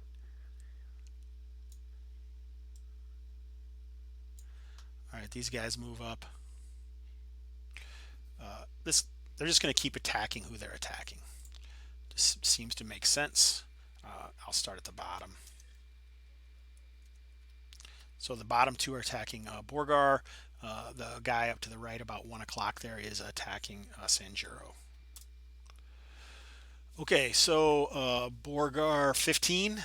15 hits. Okay, and 15 hits Sanjuro as well. So let's go with Borgar first. Borgar, this guy has a short sword. 1 point of damage. That's fine. No one's doing anything about that, I'm assuming. Sanjuro. Oh, also 1 point of damage. And is that a real die? What's happening here? So there's 3 ones in a row. Okay, there we go. I can make roll something else. All right, so I think it is Sanjuro's turn. Okay. Um, so I have a question about the minor exploits. If I make an attack and then attempt to do a minor exploit, and then I fail the exploit, does the attack still succeed, or is the attack negated if I fail the exploit? Um, I believe the attack still succeeds if it succeeded, right? Yeah. Because yeah, the attack still succeeds. It's just you wouldn't necessarily do the exploit, depending on what type of, if it's a minor or a major exploit. Yeah, it would still do I damage. wanna attempt to attack his legs in an attempt to bring him to his knees, or to just bring him to make him prone. Okay, go ahead. And you can choose to Is do an that possible? exploit after you roll to hit, too. You don't Okay. have to wait until to That's a see good if it's going point. to be. Okay, let me. Oh my God. So you The same miss. exact roll. The same exact roll as before. Dang. So it is now initiative, right? Am I wrong? Because Sanjuro, you're the one who failed your initiative check, right? Yep. Yeah, so it must be initiative time again. This battle is getting there, boys.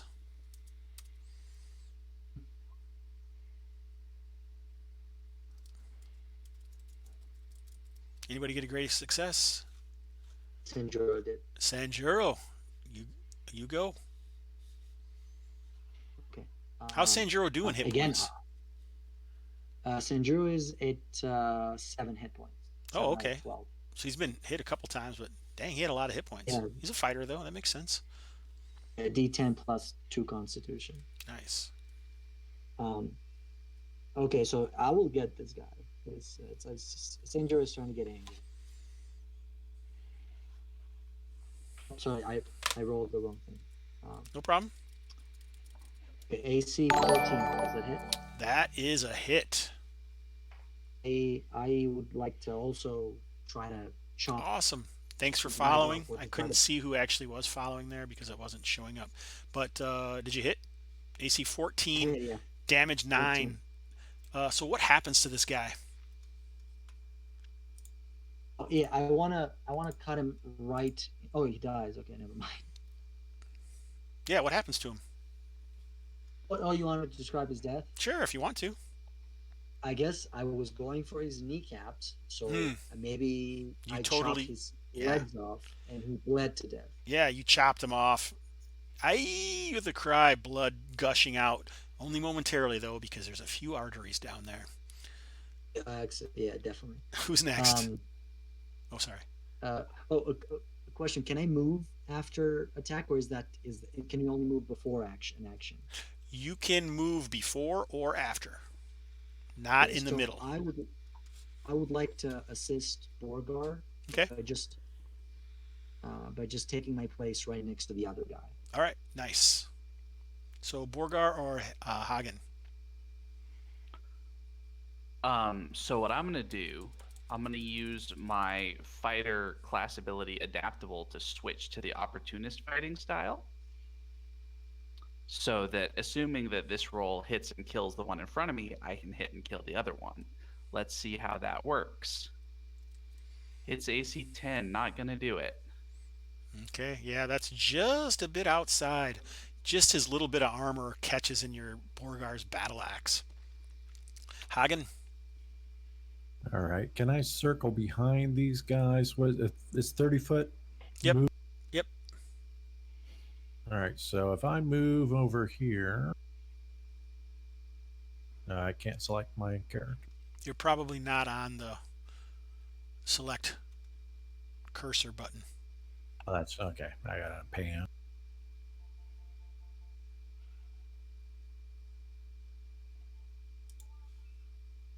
There. That's 30 feet. So did you move right past them? I went up above, Okay. Nice. like up here. Perfect. So Hagen All right, runs I'm over gonna- quickly. I'll whip that guy, the one that's next to Sandra. Perfect.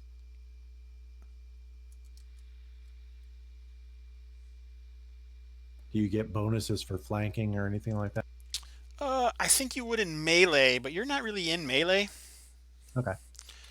So I don't know. I'll have to think about that. A whip is kind of a weird one. AC 10. That's oh, if you get a flanking bonus, you hit. So I better look, huh? Does it say you have to use strength with a whip? No, it says you use range, don't you? Because I think I remember someone talking about this on the Discord. Oh. Well, if I had, I have a dexterity bonus, but not a strength bonus.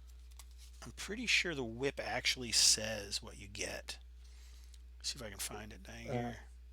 I am not The getting... whip is under the melee weapons. I don't know if that means anything, but it is under the melee weapons. Gosh, I'm so sure that I remember someone saying something about the whip. Well, as far as the die roll is concerned, it was not giving me, it was giving me the strength bonus, not the dex bonus. If it does use dex bonus, then I'd have a higher to hit roll. It's not in here. I normally say I consider the whip more like a ranged attack. So I will give you, because it just doesn't make, strength is not going to increase a whip. So go ahead. You can So that hit. would be So What's that? AC 12. I was going to say, according to page 77, it says attackers gain a +1 bonus to hit when flanking an enemy. So it doesn't specify whether it's melee or range, so it might be for both of them. Yeah, you can't get it. You won't be able to get a flanking from a ranged attack. Because it doesn't make any sense. Yeah. But if it's counted as a range attack, then I hit AC 12 because it would use dexterity, not strength. Yeah. That's what I want to do. I want to use dexterity, but you probably won't be able. You won't get a dexterity bonus to damage or anything like that, but you can get a dexterity bonus to hit. Ooh, so you did 4 points. Yep. Did you want to do anything else or no? Can I wrap it around around his ankles and yank him? Yeah. So he is going to. Why don't we do an opposed strength check? So you want to get as far below your strength as possible. And if this is a minor, so if it succeeds, his strength is a 12. So you made it by 2. 2. 1d20 less than 12. Oh shit, I'm not typing anymore.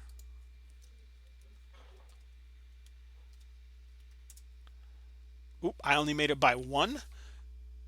So he is wounded and he is staggered and prone, or not prone, but at least down. So there. Awesome. Good job. Who's up? Anybody? Borgar, you haven't gone yet, have you? Oh, are you? I have. Okay. I missed. All right. This round? This round. Okay. I went and I missed. All right. Does this feel a little slow, or are we all right here? I don't know. So it must be their turn. It is their turn. All right. So this guy is gonna.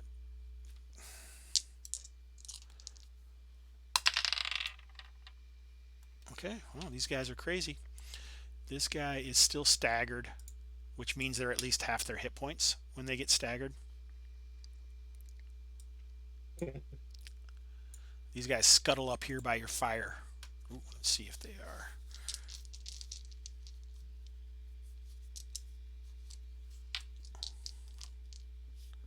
They're stealing our food. Yeah, they look like they're actually going through your belongings. Oh. All right. So they're like, oh, what's in here? They're totally ignoring their fellows. Oh, they both attack Borgar. They're after that guy.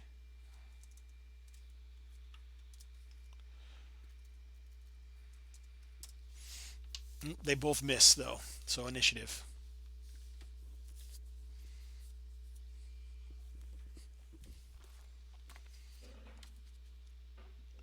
All right, Borgar or Sanjuro, you guys can go at the same time or whatever you want to do.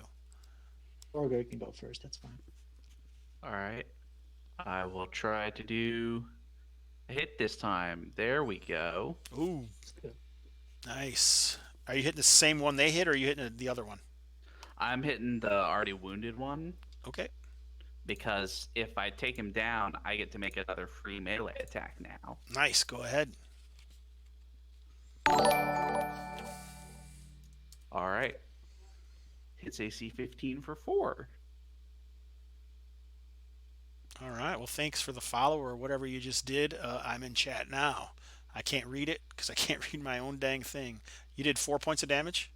4 points of damage. All right. So these guys definitely did not make a wise choice. So what happens to these guys, Borgar?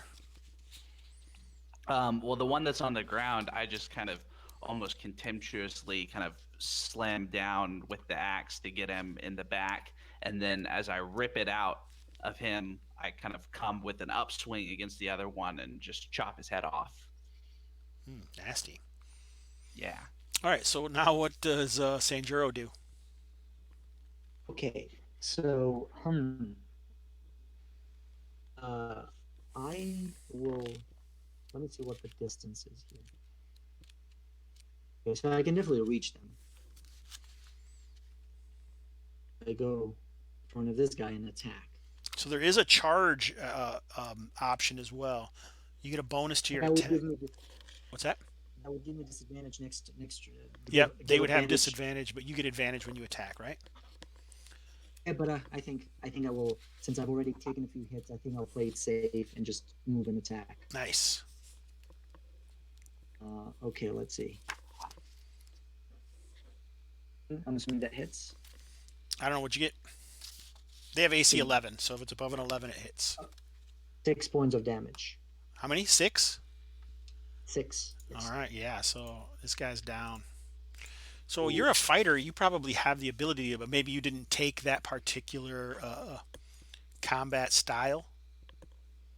The opportunist, I took it, but I forgot about it. Oh, okay. But it's fine. I don't want to retcon it now. Okay. I stare at the living one very angrily, hoping to intimidate him. Nice. Hagen, you failed. Yes. All right. So, yeah. So you don't know if it's the stare or maybe it's all of the evisceration and beheading. But this guy skedaddles down the hill and then tries to run off.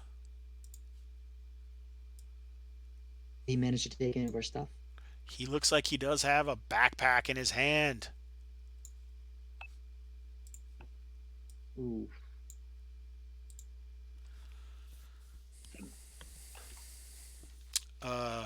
Hagen. Is that a double move that he did? Yes. All right. Can I get over there somewhat, and then I don't know. There is no intimidating. Persuasion or deception. So I'm going to. Go ahead. I'm going to call after him in a loud voice and tell him to stop and drop what he's got, and maybe we'll let you and intimidate them as best as I can with my bardic baritone voice.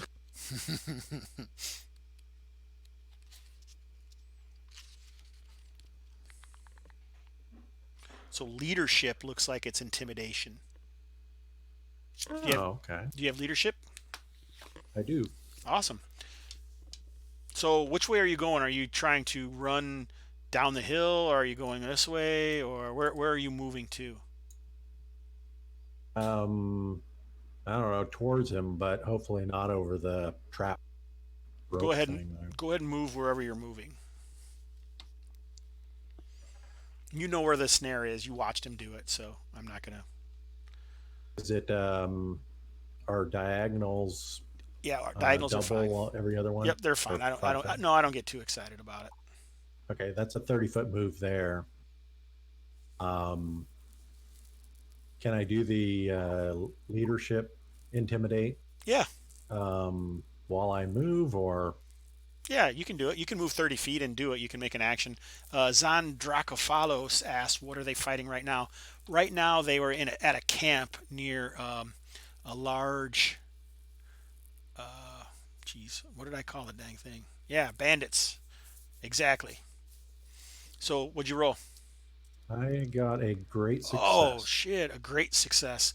All right, even from this distance, you can see his inner leg gets wet, and he immediately drops the pack and falls to his knees, crying out, "Ah, don't kill me! I'm sorry! I'm sorry!" Yeah, that's right. So what do you guys do?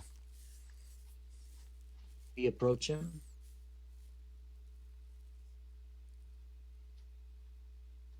Did Sanjiro Whose get upside backpack? down somehow?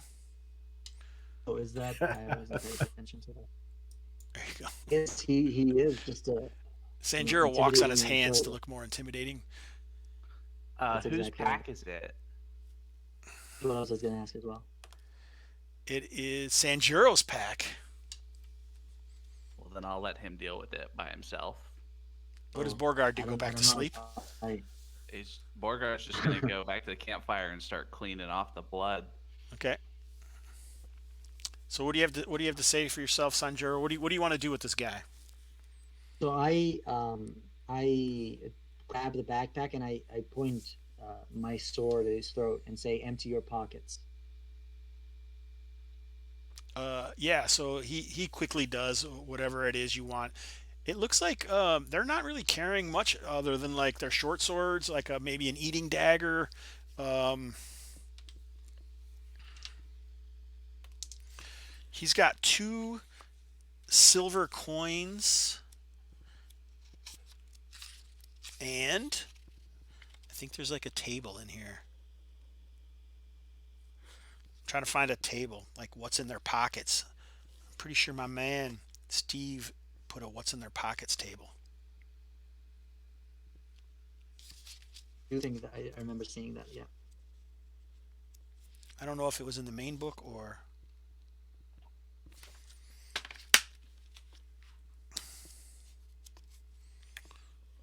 It's like what they had for hill giants in older editions of D&D. A shiny pebble. could be.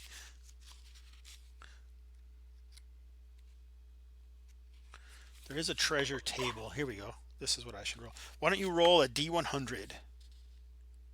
Right. What'd And the you middle. what'd you get? 50. 50. Dang.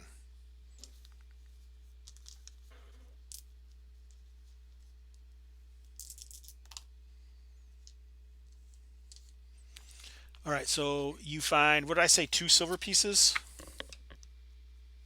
So Um, roll on the trinkets and curios. Now roll another D100. 32. 82? 32. 32. 32, 32. You're kind of quiet. I'm sorry. I'll try to speak up a little bit. No problem, no problem.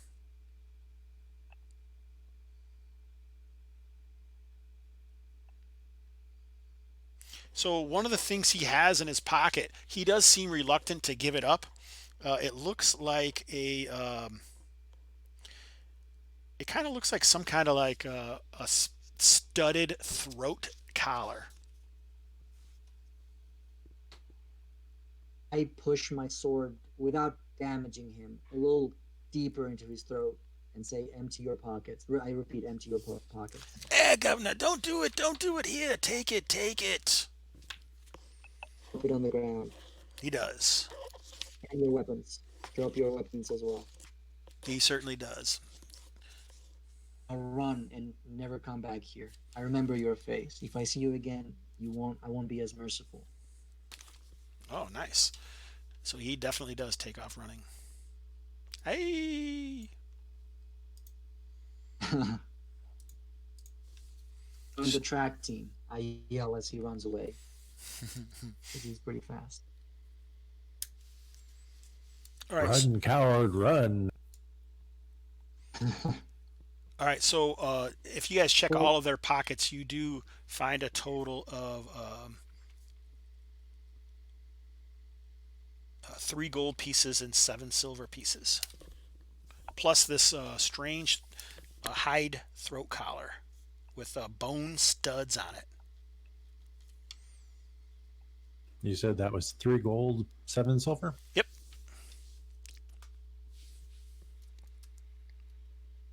are we dividing it evenly, or do we have like a party treasure sort of pool that we put everything into? It's up to you. We're just dividing it up. Okay, One that's gold fine with me. and 2 silver each, and somebody else gets an extra silver. Okay, 2 gold and 2 silver. I mean, 1 gold and 2 silver. And then I think Singer, you can keep the throat collar. Well, let's try to find out what it is. I'm not sure if I would want it if it's depending on what it is. I'm sure it will look quite fetching on you. So what do you mean you're going to try and find out what it is? It's a bone-studded throat collar. I guess I'm still thinking in terms of D&D, where I assume it might be magical, but I doubt that's the case here. So it's just a cool looking or mean looking throat collar. Yeah, it does look like the bone studs. When you kind of are you messing with it or what are you doing? I'm turning I'm like just you looking it carefully. turning it over in your Mhm. hands, sort of thing, wondering what the hell it is. It does have a feeling of age about it.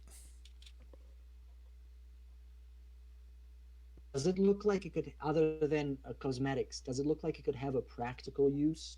I could, as far as I can tell?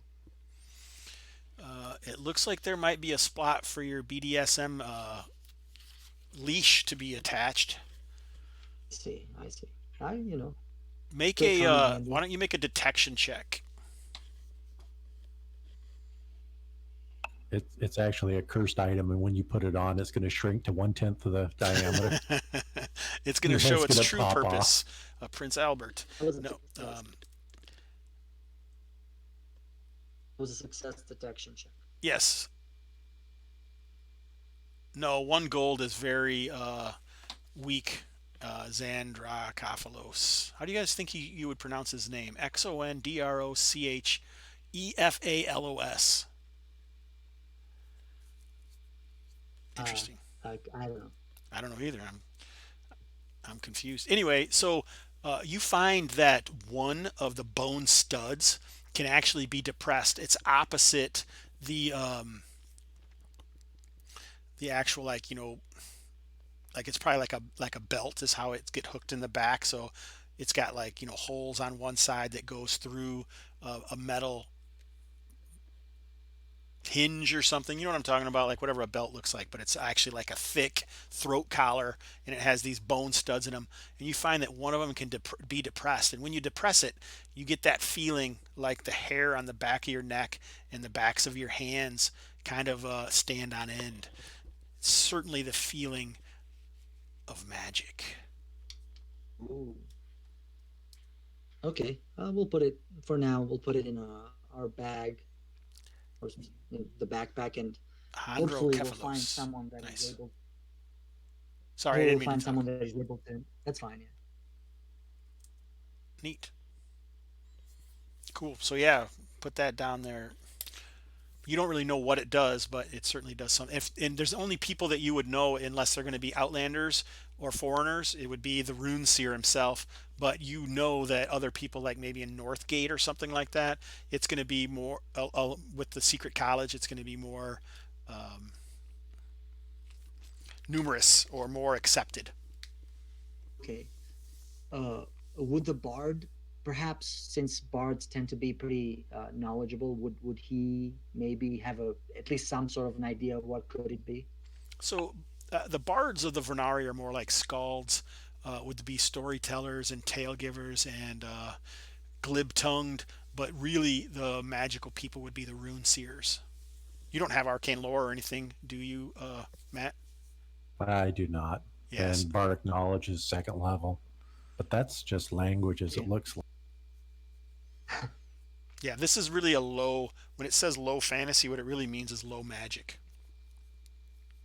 Yeah, that's fine. There's only human races. There's only in the Midlands. All these things are much more limited as far as magic goes. So to have something magical is pretty rare. It's a good thing Wow. we found it. I guess even if it's not useful, we could probably sell it for some good money. All right. So what are you gonna do?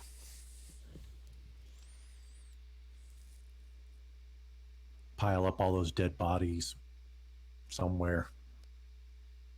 Oh, is there a concern about dead bodies coming back to life? And I mean, just culturally, No, not if not really. for real. Not really. No. I mean, it's likely possible in tales, but it isn't something that you've seen a lot of.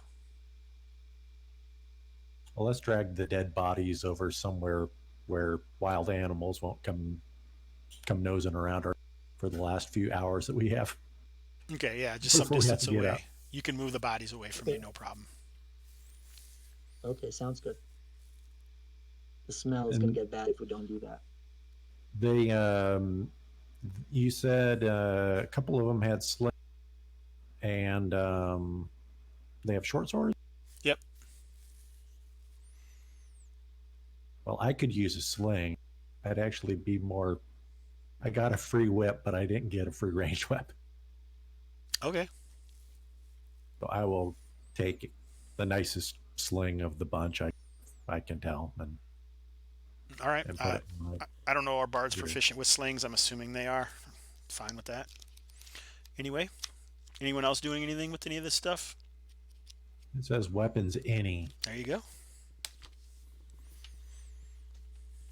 I don't think so. I think I readjust the trap, the snare, in case the one bandit that sort of tripped over it, in case he messed it up.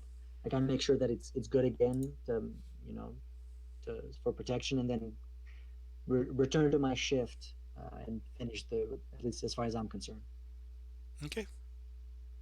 Yeah. So you guys get back to sleep to get as much rest as possible, and uh, dawn rises without further incident. Well, you guys, some of you guys are hurt. Do you want to take a short rest before you go to bed? Messenger will attempt that. Yeah, that's a good point. Okay, so do you want me to go over the short rest rules again? I kind of mentioned that previously. Let's see if I can find them again. Arlen, did you find these yet? I am looking. So 3 short rests. One you get three will saves. One you get 2 will saves, and one you get 1 will save. Yeah, and you get to choose. Here it is, 81. That is-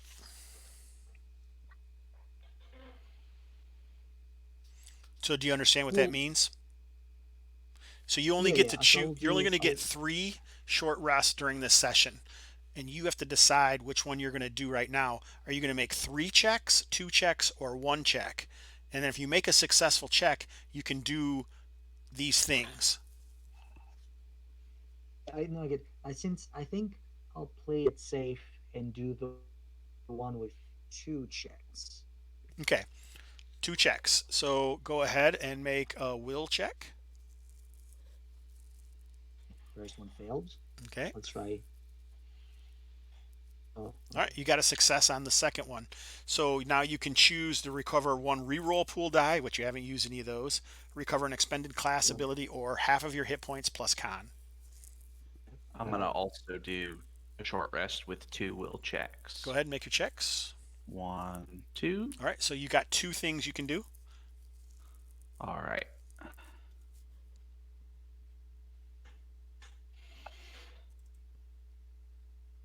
Can I ask a All right, question I'm all about the done. hit one recovery? Sorry, go ahead. Hit point recovery, you recover half of what you lost plus your con modifier. Half of what I lost, not half of the total hit points that I had. Yes. Just Okay, half I of see. what So you I lost. So I lost 5, so that means 2 because you round down, right? plus your con modifier.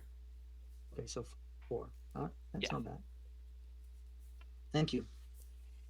Yeah, so please mark, I don't know if there's check boxes or what, but mark those 2 things off.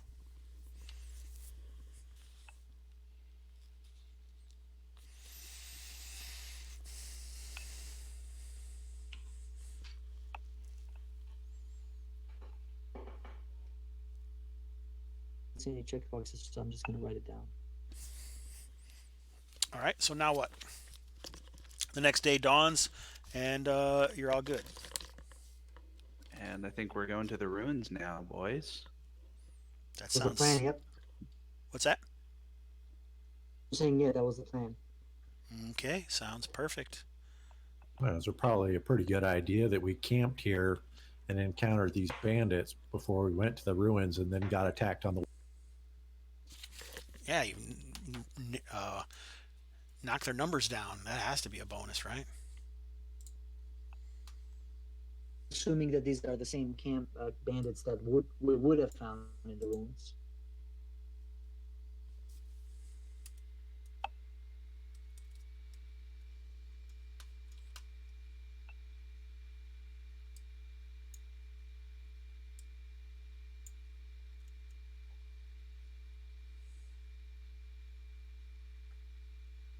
All right, so you come up to the river. It's fairly wide, almost 50 feet here, and on either side there are towers and some ancient stone structures, which is unusual for you guys because Vorngard itself is only made out of wood primarily, wood and mud.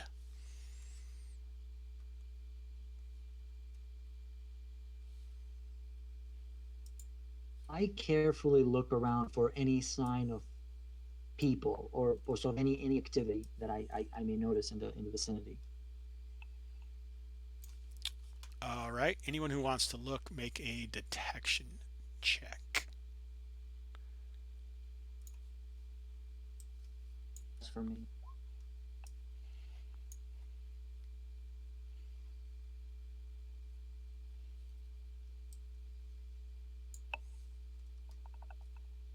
I got a great success. All right, so from where you guys approaching from, you don't see a whole lot, but it does look like you spot a raft that has been poorly hidden amongst the bushes and trees off down there near the beach. You also spot, it looks like somehow in the river, like let's see here if I got, oh boy,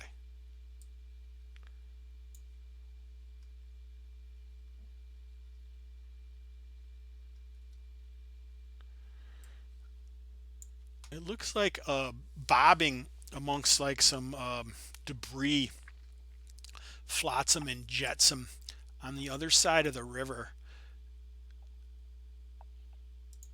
It looks like something is in the water. It's just kind of bobbing amongst like a branch that it's fallen in. It looks almost from this distance like clothes or something.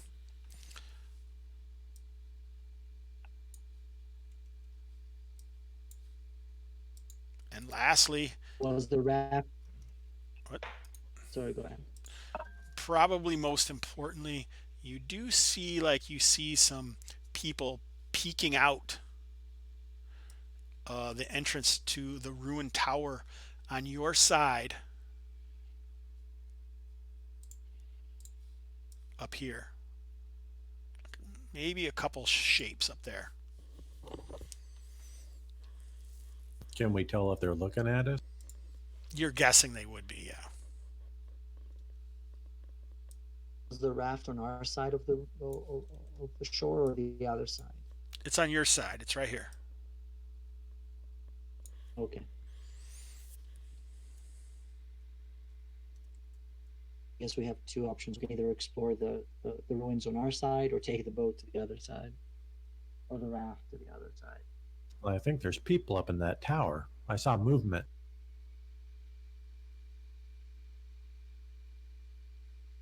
What is that? 50 feet away from us or something? Yeah, so if you want to see, yeah, about 60, 55, 60 feet away. And you guys don't have to be this close. The map is only this size. So you must be fairly close in order to pick these things out that you found.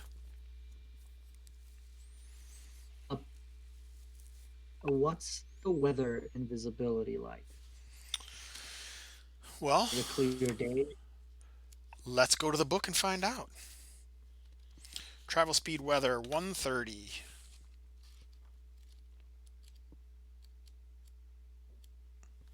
Page 130. Let's see what the starting weather was. We roll it. Starting weather will 1d8 with a 1 to 2 modifier in especially hot climates or +1 in very cold climates. So this is actually a cold climate. So we're going to add a +1 or 2. So somebody roll a d8.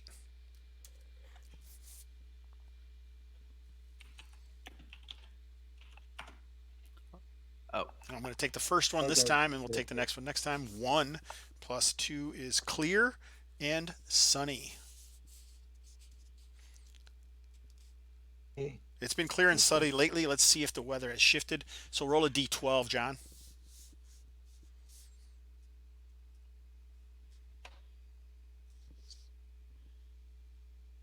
Oh, perfect. You got the same thing. So yeah, it seems like it's been clear and sunny since you guys left.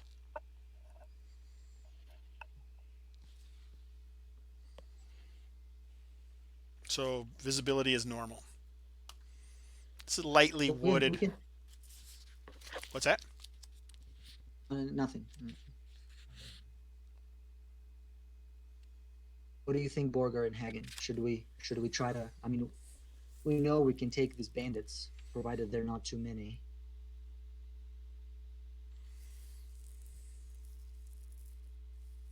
What's are we out in the like short grass, or So is it like there could be a couple trees around, but it's lightly wooded here. It's obviously a little hilly and lightly wooded.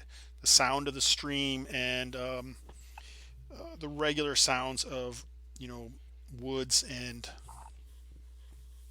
yeah, grassy hills. would it be possible to sneak through the undergrowth up there without them seeing us? Possibly, sure. So we can retcon that. I mean, you guys were close enough that you were kind of standing here for a little while to see different things, right? So it took you a little while to look around and spot the different things that I showed you, but you could still be trying to be stealthily while doing that. So all three of you guys go ahead and make stealth checks. What if you don't have stealth? Then it's Dex. So if you actually have the skill, all it's really doing is giving you a +1 on that check. But if you fail that check, you can use your reroll pool to reroll that roll. But you can only do it if you have that skill. All right, so you guys feel like you've been quite stealthy as you have been moving up and looking around. We're moving from the south into Yes, the yep, ruin? you came up the south, yep. Sorry. So what's left of the trail is just barely visible here.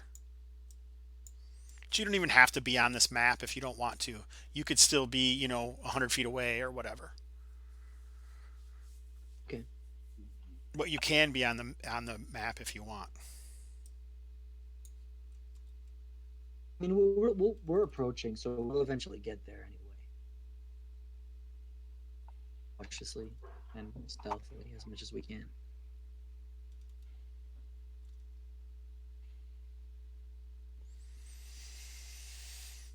All right, what do you guys want to do? You've moved up and you feel like, okay, you're going to keep on moving up. Yeah, I mean, can I see inside through this door? Yeah, you look I'm in assuming there. this is the door. Why don't you make a perception check? Yes. You got a success? Nice. So this looks like it's very old. This stone, it's looks like it's some kind of ancient or second age stonework. You've seen things like this occasionally back on Vornar, and the jobs that you did with uh, the Wizards Guild or whatever. We should really, what was that called? The Circle of Inquiry? Was that what it was? School of Inquiry? The the College of Inquiry.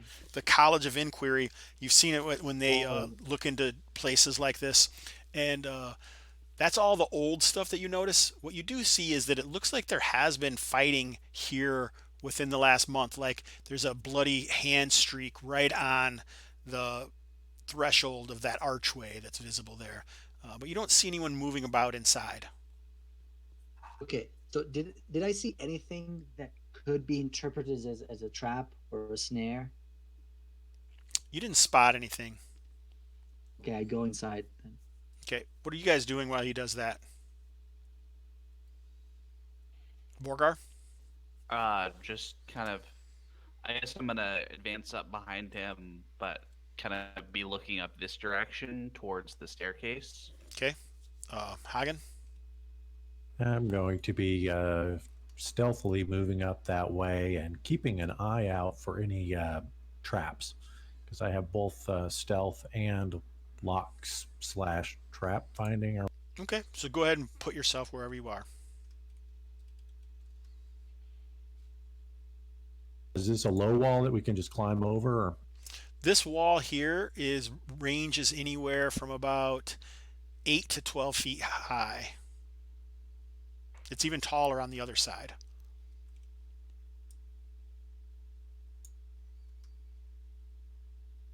There's a staircase that goes up to a.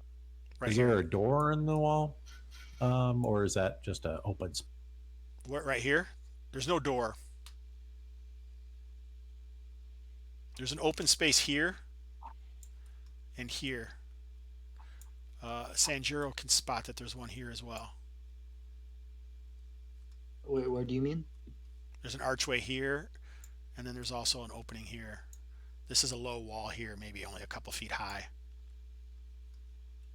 Are you pinging on the map? Because I'm not seeing anything for some reason. Oh, shoot. Sorry. Archway here, No line. because I had it on the Oh, wrong level. Here's like an opening. This area here is only about 2 feet high, and this obviously gets much taller over here. There's an opening up here that you saw at the top of the stairs. This is just like a low area. You got any other I see questions? the trail of blood leading anywhere. You said there was a stain on the door. Yeah, like you Do I saw a see that? handprint here, and as you're searching around down here, you can see another like over here.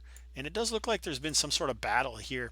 Like the ground is matted down with old brown stains. What's Borgar Okay. doing while Sanjuro is lurking around in here and Hagen is moving up to the tower? Um, I guess I'll kind of stealthily still move up behind Sanjuro. Okay, About there. perfect.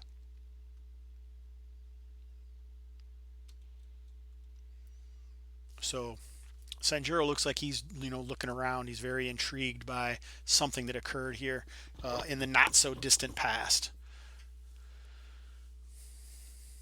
Hagen? I see anything. Oh, sorry. Go ahead. Hagen's going to try to go up those stairs, stealthy like. Okay. Maybe take a peek into that doorway. All right, go ahead.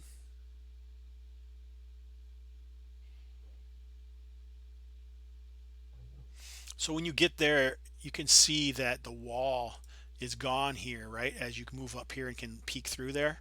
See how there's nothing here? And it looks like there's a rope that's been attached and it leads across to the other tower. And it looks like you can see a guy moving along the rope. Like down by the water? No, Through the water? it's over top of the water. So right now you're probably 30 feet above water level.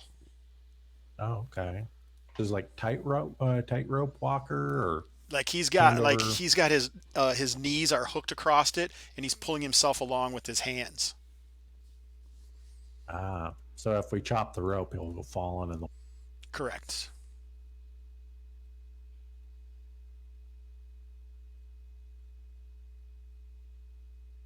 Is there a fire in this empty tower? Or, well, possibly occupied tower. It looks like there once was, but there's not. It's not going right now. Oh, he has a. Oh, that's it. Yeah, you wouldn't be able to see anything as he goes across. He seems to like speed up though as soon as he sees you top the stairwell. Oh, well, I'm going to cut the rope. So you're gonna rush into the room and cut the rope.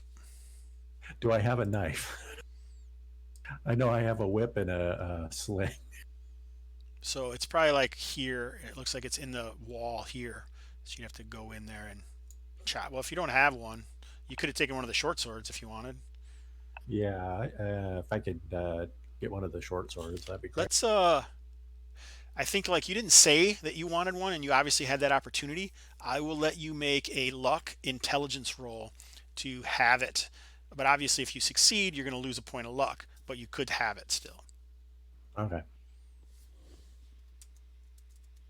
You said that was a luck roll? Yeah, a luck modified by intelligence. Awesome. So now your luck goes down a point and you have a short sword with you. All right, cool. I will mark that down. And you don't get luck back until you do special stuff. Yep. Okay, so where am I on the map? South side, south wall of the. Don't you see where your character is? So you, as like you right rush there? in though, your that purple line is the rope. What you didn't realize is there was a tightrope along the archway at the bottom.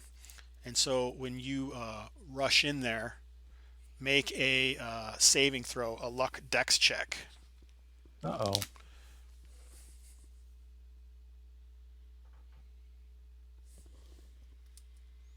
Failure. Okay, so you don't lose a luck point, but you are tripped up over it, and you land on a bunch of jagged rocks that were placed in amongst the cobblestones there, fairly well hidden. Okay, almost like caltrops. Face full of gravel. Oh, and you take 3 points of damage from it. You're wearing armor though, right? Yeah, leather. Leather. Okay, so light. So I'll give you like some damage resistance against that. So you take 2 points of damage from that. But it seems like maybe they have tipped it with some lichen or moss or worse, poison. So make a con saving throw. So a luck check modified by con.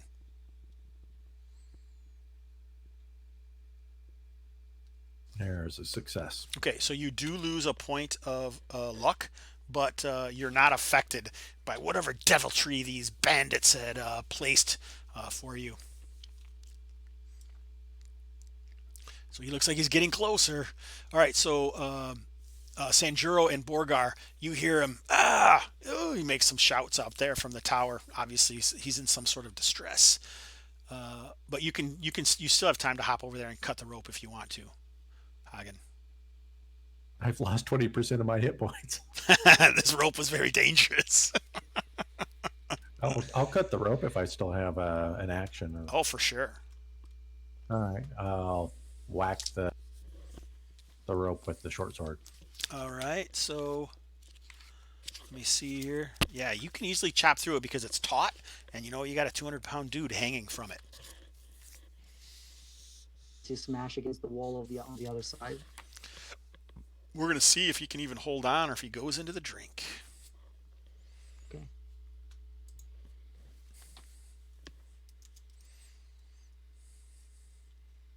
Am I making an attack roll or something? No, or? I'm just going to do it quick. Okay, cool. All right, so no, he doesn't hold on. I push into the water. Is this a fast-moving river or slow? Medium. It looks like it's pretty deep in some areas down in the middle, though.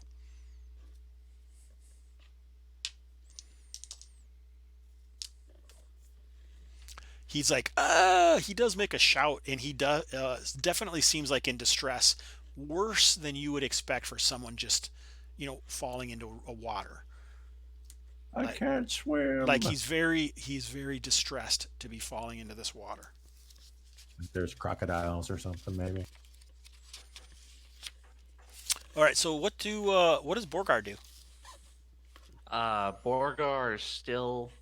I guess after Borgar heard the shout from Hagen, he's gonna run out and up these stairs, Right across the trapped rope. right across the trapped rope.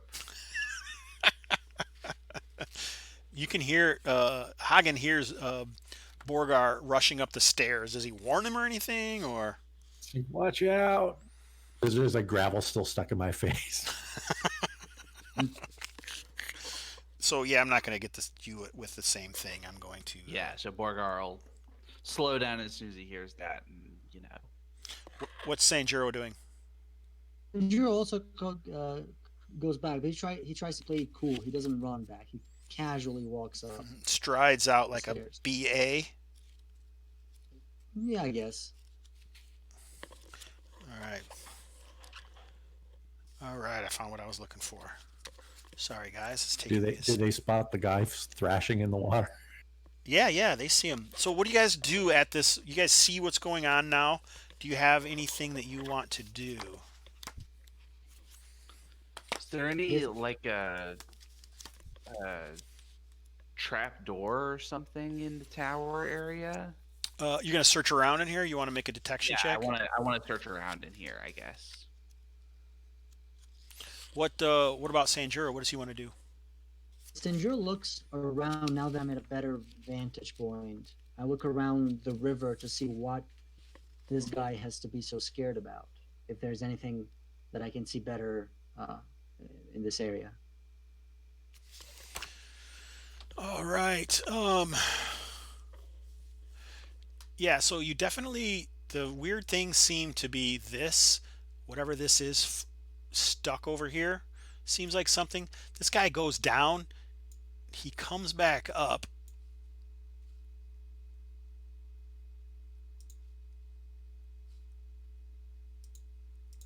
And then quickly goes back down again. Why don't you make a detection check?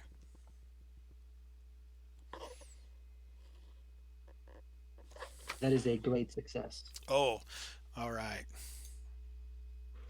So amongst the frothing water, it looks like something that looks part eel, part human, with tentacled arms wrapped around the dude and brought him back under with a toothy maw latched onto him. A bloody froth comes to the top of the river and then floats downstream with the current. Can you point out which direction is the current flowing at? Yeah, to the east. Okay, thanks. Yep, no problem. It's a spawn of the deep one. Run! Creature from the Black Lagoon.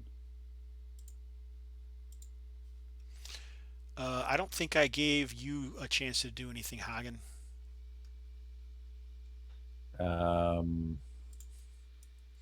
After the So you didn't necessarily see that unless you're going to use your action to do that. You could see, like the froth come up, but it just maybe like he went down and didn't come back up. okay. You didn't necessarily see the rest, but Sanjuro was definitely eyeing the area and trying to pick that out. Gotcha. Well, I will. I'll go over by Sanjuro, and I might have missed the excitement, but I will take a look and see what I can see. All right. I think I might have a better image of what is going on there.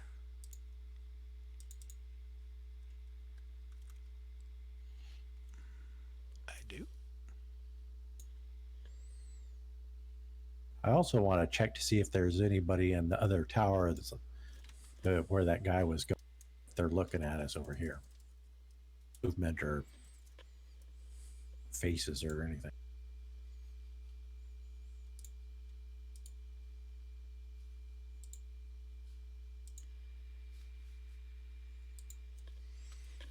So there's an image, a little Oh, better than the nice. token maybe. Shows his like tentacled arms, his long eel-like body.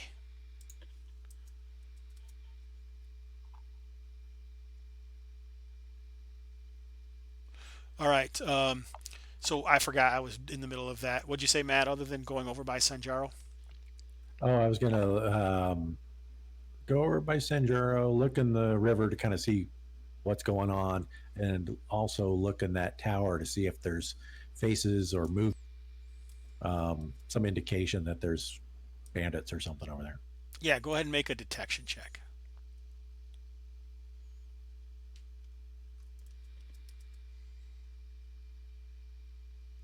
Failure. Yeah, so you don't Oh, notice failure. much more uh, than that, but Sanjuro can certainly, point out that that dude was definitely helped to a watery death. So since I was looking at the river pretty intently, I probably got a good look at the creature that dragged that guy down. A Could I decent one. use my wilderness? Yeah, Sorry, yeah, say that sure. again. Just to maybe try to understand what kind of creature it is, and if I can tell. Yeah, that's a success All on right, the wilderness lore check. a success. Let me see if I can find it. I just got away from the page for some stupid reason. I don't remember what page it was. 96. So we ran into this in the game that I played with Steve Grodzicki, and he had this weird wailing sound that was really unnerving. That I don't use sound very much in the game, and I probably should, but don't. Yeah, you would guess that this thing was like 9 feet long, and you've heard of them before. They're called Argosian stranglers. You've heard like some of the other men talk about it in Vorngard, like in the taverns. Something horrible. They're strictly carnivores, and they exist on a diet of marine creatures, but prefer human flesh. They'll even ambush sailing vessels and crawl over in search of prey.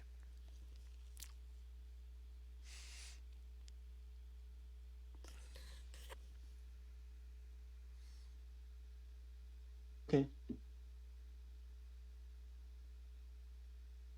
Okay. Or do we know? Do I know if they're solitary or if they run in packs? They are not solitary. Okay. We don't want to fall down there, I guess, is the takeaway Yeah, so from that bit. this rope is gone too.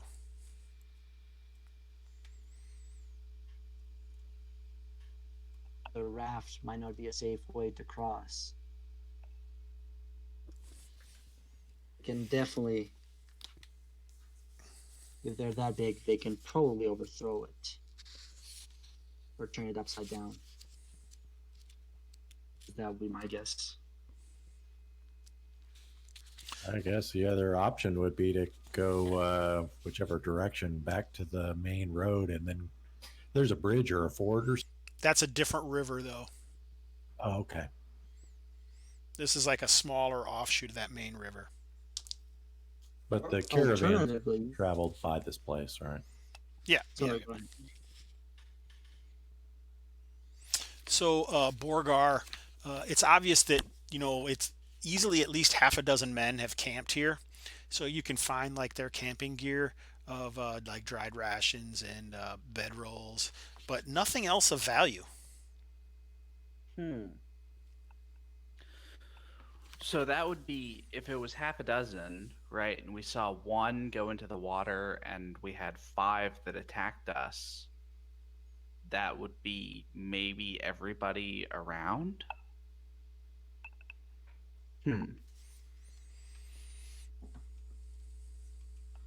I guess what I'm wondering, what do you think, guys? Do you think it's worth trying to investigate the ruins on the other side of the river, or do we accept that we've killed off a number of bandits and so the road should be safe now? I mean, we could certainly attempt, and they might believe that story, but I don't know. I don't know that we can confidently say that we've killed all the bandits or the majority of the bandits because we don't know how many there may be on the other side.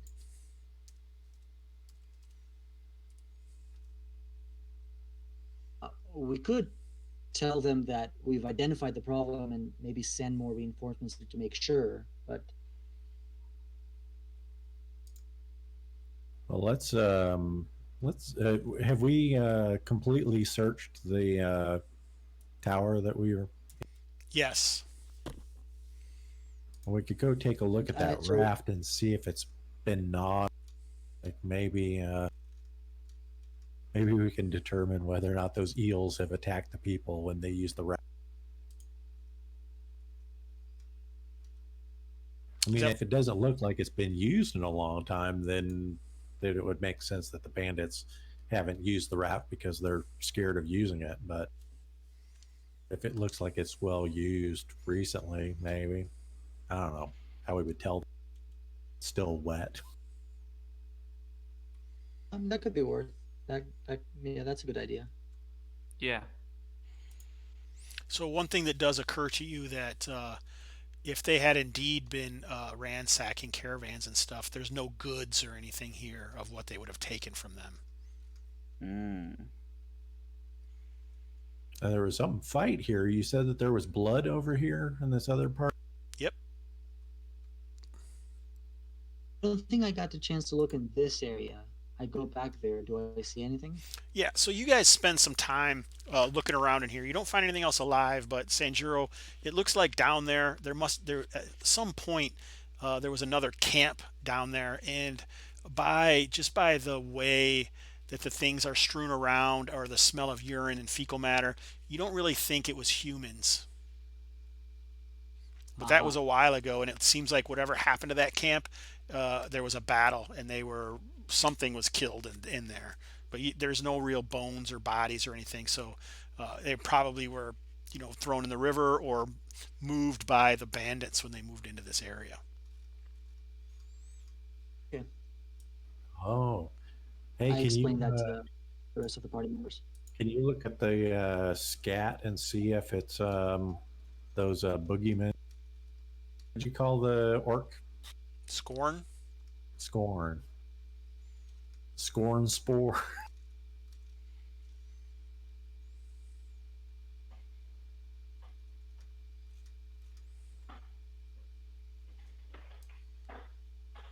Are you asking me? I don't know, what would that be? Like a survival check or something? Probably wilderness lore.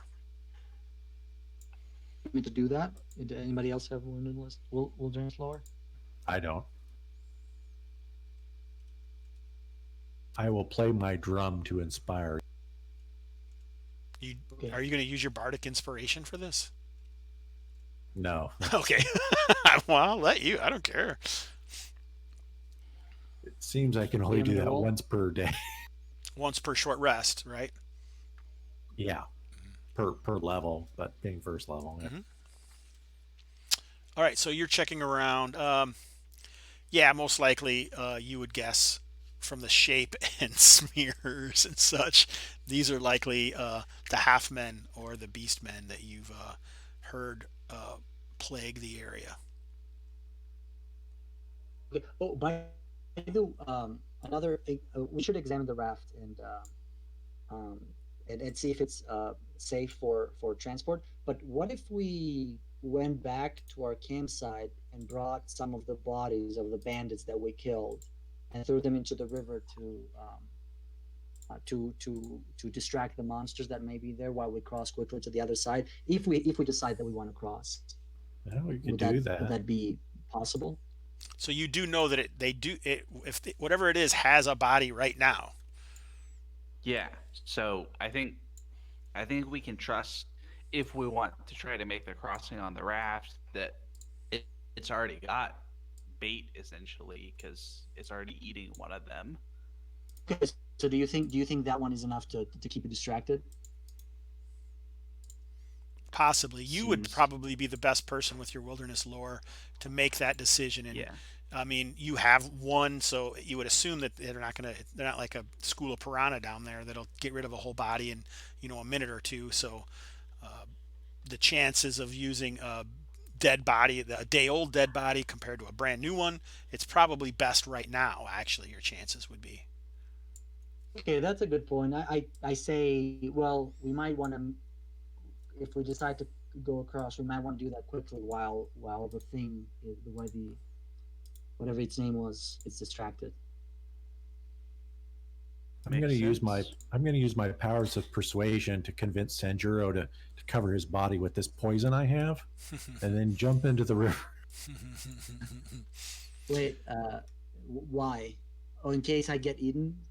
Yes, then you get eaten, and it will poison the eel man. But shouldn't we all do that? You don't know who's gonna get eaten. I think he was just kidding. The one person in the river I'm will down. get eaten. If I go down, I might as well take one of the monsters with me. So I'm not necessarily against the idea, but we should probably all do it. All right, so what's the plan? Let's go check out that raft. Okay. Yeah, it looks like it's made some trips. They purposely have hidden it here. Maybe they use people that they killed the same way that you guys were thinking about to get back and forth between the over the river when they aren't. There's no goods here, so if they're stealing goods and using this path, they were most assuredly using this raft to do so. Now that we're closer, can we see a little bit better what this thing is? There's not enough outside of the water to tell. Maybe like a leather bag or something caught on the side. Do you want to try and recover and try to get it? This should be bigger, probably. Maybe that's too big.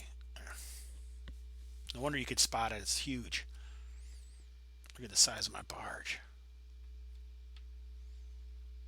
I think we just take the raft across and investigate the other side. Hey, Hagenarch Artist, welcome to the stream, my man. I think we're going to need a bigger boat. Is there a rope underwater or anything that they might have used to pull themselves back and forth? Or is there like a pole that they use to move it? Or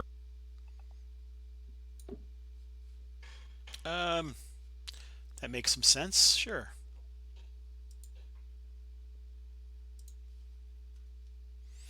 It looks like it's hidden under the water line in this these shallows by these rocks over here.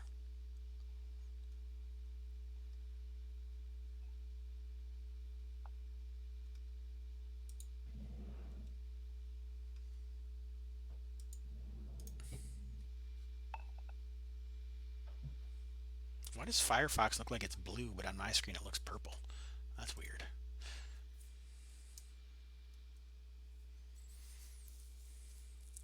look, guys, a rope cleverly hidden under the water. I think this is what they use to pull the barge back and forth. Okay, let's use it too then. All right, you guys gonna try and go across on this barge? Yeah. All right. So you guys make it across. You feel lucky and fortunate at the unfortunate man's demise who fell on the rope. Time doesn't pay. That's the lesson here. Using Yeah, the one rope, man it is- seems pretty easy. I mean, you guys aren't expert bargemen or anything, but you get it figured out and make your way over to the other side.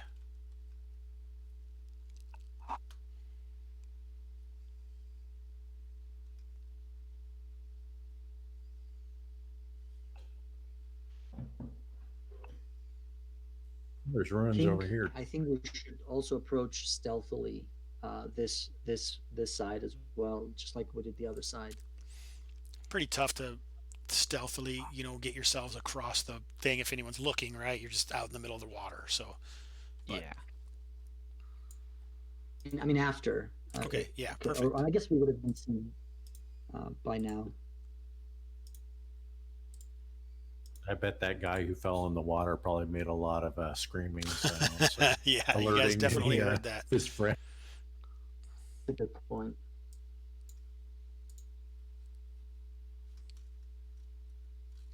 All right, So so shall we?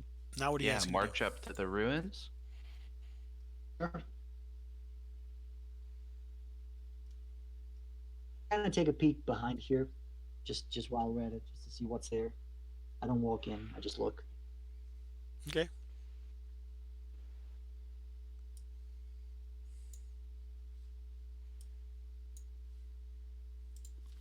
Yeah, it doesn't. You don't really see anything. Oh, I should. There's a stool, and it looks like there's some Hershey bar wrappers there. It looks like someone might have been here recently. Okay. Does it look like human food? Probably. Okay. I guess we'll proceed then closer to the tower. All right, let's take another quick bio. I think we're probably where are we at? What time is it? I don't know how long you guys intended to play, I guess, but oh, okay, 10 o'clock almost. Oh man, we've been doing a lot. You guys are doing good. Let's plan on we'll stop at 11 at the latest, um, but we'll keep on going. Let's take a 5 minute break quick. I don't want to make you guys pull a Thaddeus and have to pee in a jar or anything. All right. Feel free to continue to talk with the watchers and such.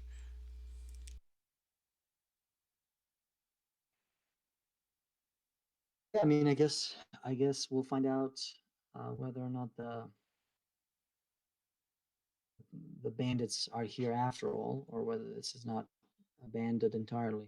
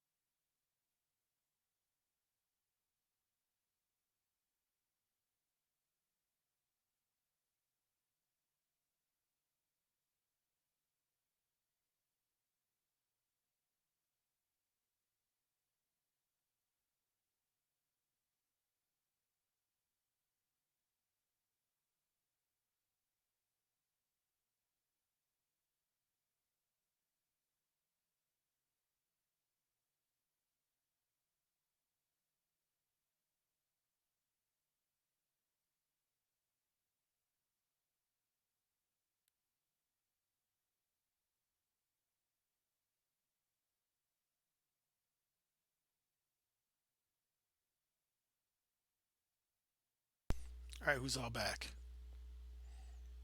I'm back now.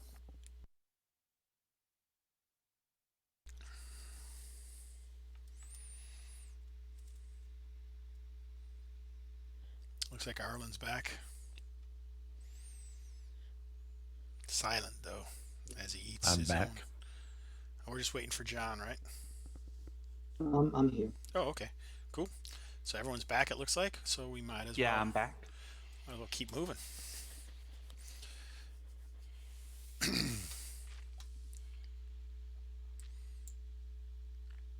What are you guys gonna do? Is this wall pretty low or is it full size? So down here it looks low, but as it moves to the north, it raises up from it goes from about 2 or 3 feet tall up to about 5 feet tall to 8 feet tall at the corner. All right, then I'm gonna kind of hop over it into this area. Enjoy follows. Are you guys being sneaky or you're just moving up? I'm just moving up. I'm not being sneaky. I will attempt to be sneaky since I have the sneaky skill.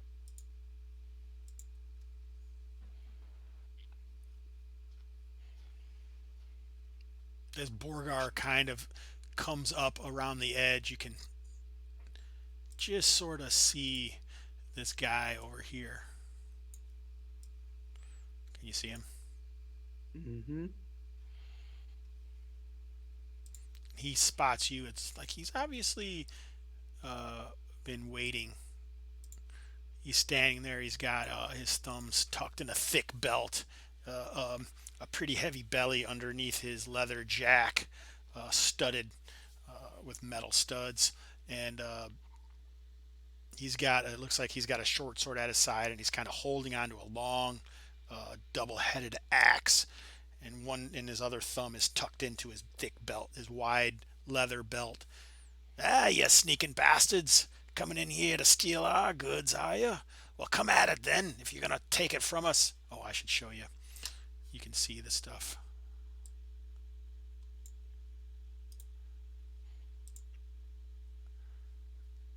Kind of piled up in this corner, up on this higher area there. Do we see anybody else with him? So it's kind of, you barely kind of see him because there's there's this wall here, and you're kind of looking through maybe over top of this wall, kind of at that raised area over there.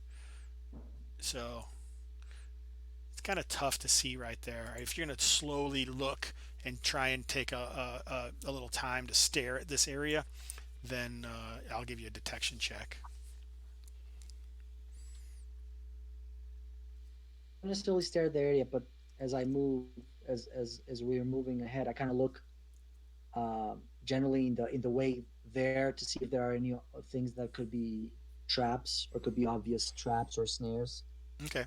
Borgar, what are you doing? I'm gonna sort of move around the edge here and look down into this tower area. Did you make your sneak check, Hagen? Oh, I don't think I rolled it.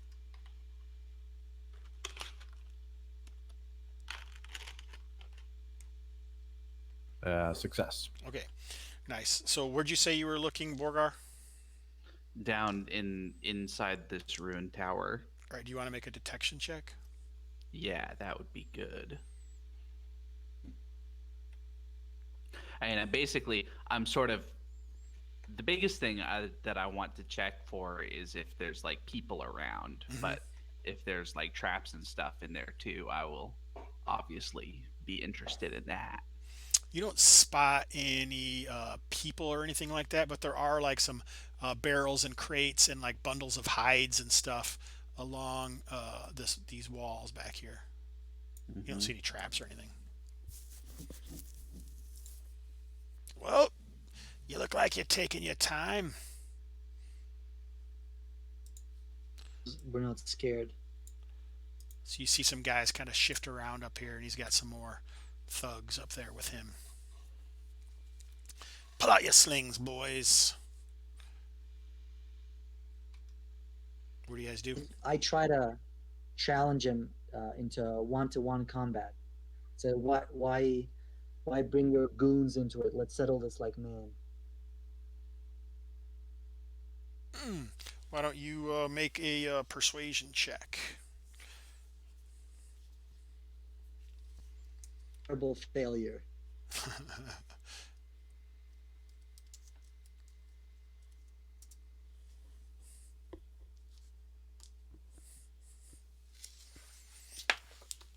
All right, so you call out to him, oh, it's the rule of one. Come at me, knave. He laughs,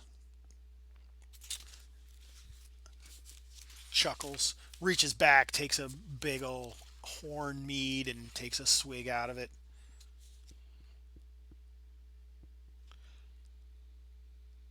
Um, All right, you dirty bastard. Your mother's not here to screw, so I might as well take you. okay, he went there. So Sanjuro charges.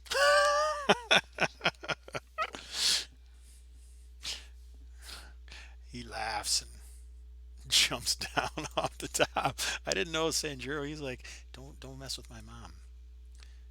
Yeah, So he's like Cliff Clavin from Cheers.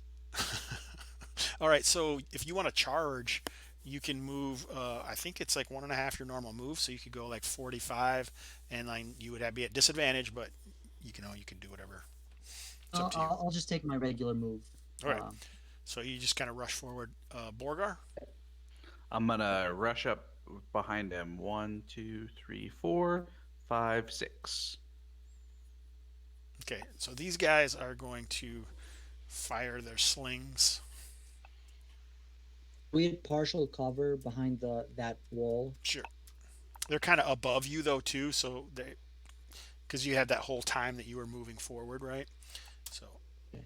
oh, 19. So that first one was at 2. So Borgar, a sling bolt finds its way. 3 points of damage. 3 points of damage to me. Hagen, were you gonna do anything? They didn't seem like they were focusing on you. Like maybe you had successfully snuck behind the tree or a wall or something. All right. I will sneak up. Sneaking is half movement or something. Sure.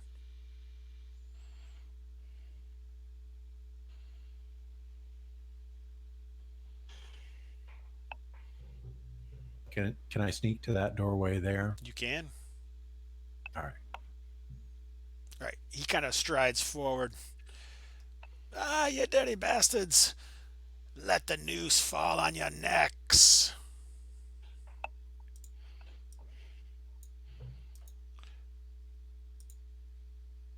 These guys throw off the hides that they were hidden behind. Trapped. It's a trap. It's a trap! And they come rushing out here. They still don't seem to.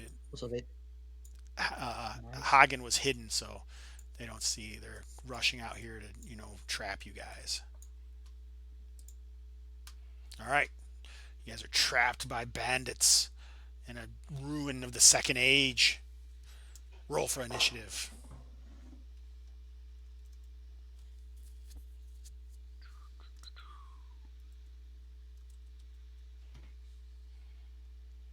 Oh, wow, nice. So it looks like Borgar is ready to roll. All right. So I'm going to step back to here and make an attack with my battle axe. That's hits AC 21. I think Oh, that's probably good enough. Oh, so you just like turn away from the leader and go after these dirty scoundrels. Yeah, assuming that they made enough noise that I can. Oh, yeah, send... for sure. Yeah. Yeah, you, And then I've got an idea for an exploit. I'm not sure how it will work. you kill this guy. But yeah. So what I'm thinking is I can like kill this guy in a really like just shockingly brutal fashion to try to demoralize the other ones. Okay. I'm not sure what sort of role that would be, although we used leadership before, right? Yep, that's fine. Yeah, we'll use leadership.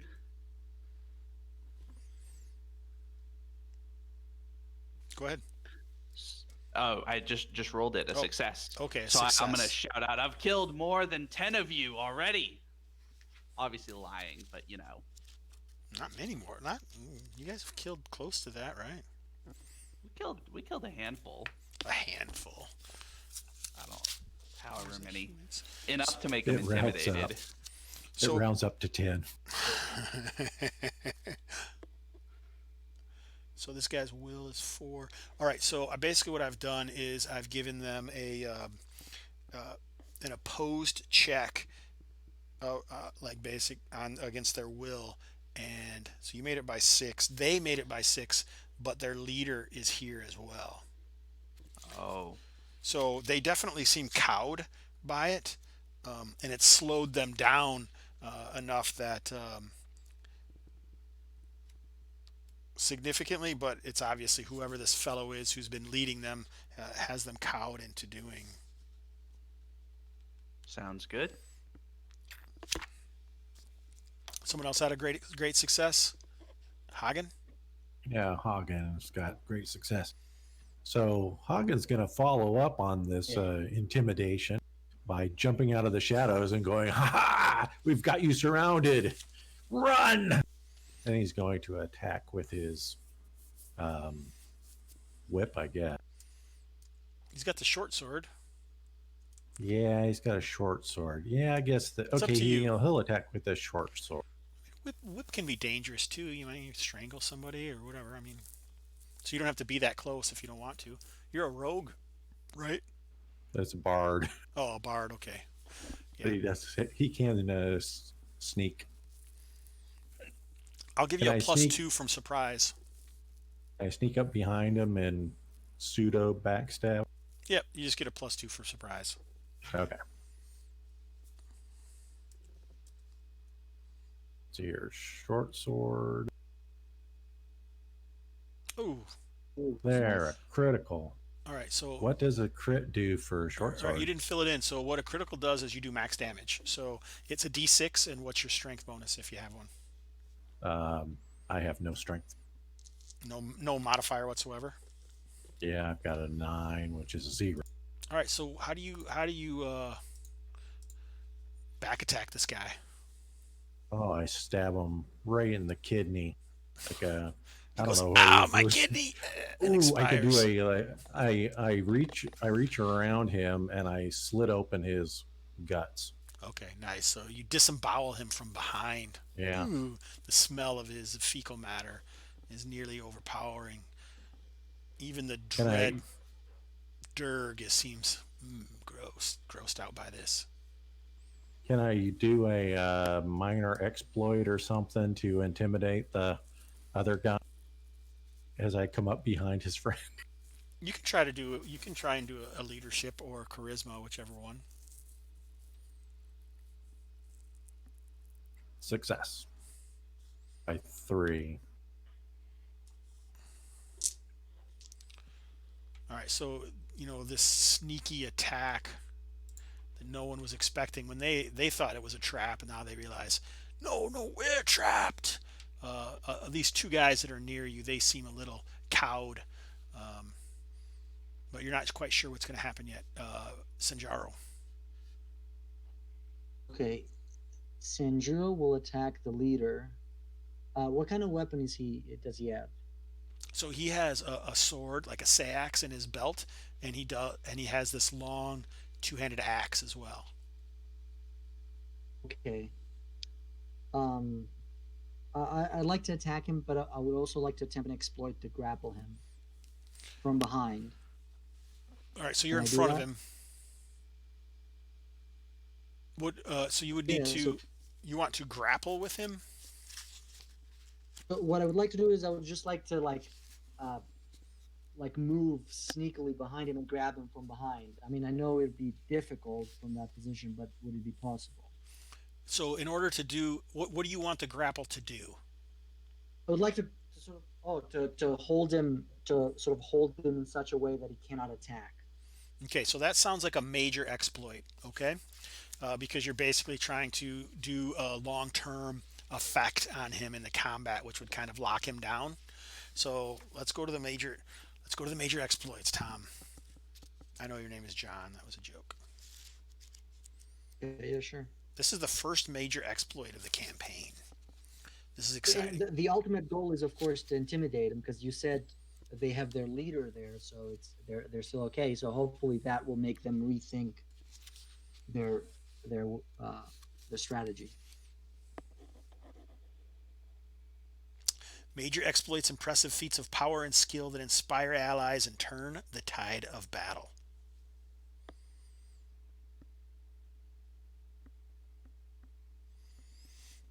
All right.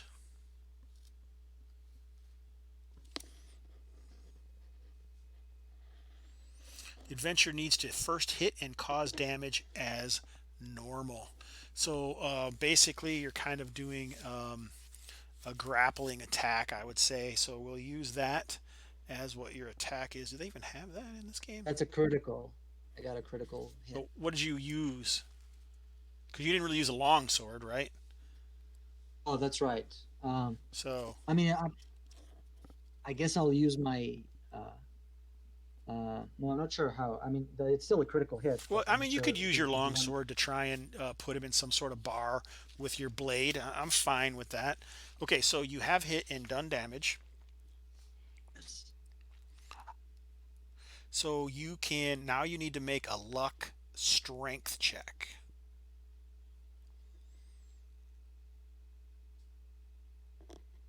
Okay, so it's a failure.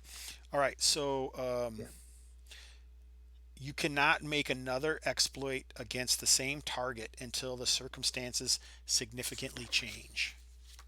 Okay, but But at you least I get basically 9 came damage. across and attempting the move that you were trying, you still did 9 points of damage to him because you have a +1 strength. I do have a +2 strength actually.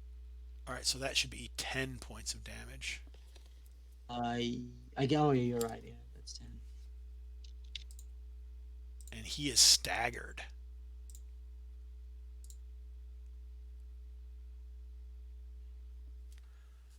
It says It's here you that can talk about my mother. it says on a natural 19, then you disarm your foe with a longsword, or is that not? Yeah, he didn't roll a 19, he rolled a 20. Oh, but I think the deadly strike Oh, property no, of the he did roll a fighter. 19. You're right. I thought it was a 20 because it has a square around it. No, but I have the deadly strike feature of a fighter, which gives you like a crit on a 19 and a 20. Nice. Okay, perfect. So yeah, longsword disarms, right? It's All right, yeah. So you must have like slashed him down his arm doing your attempt and cut a major tendon, and his battle axe goes skittering away. also. Do I lose a luck point? Does this? Nope, you don't lose a luck point unless you succeed.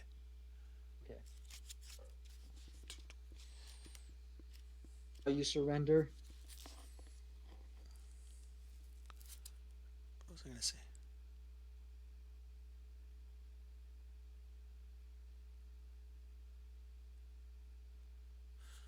All right.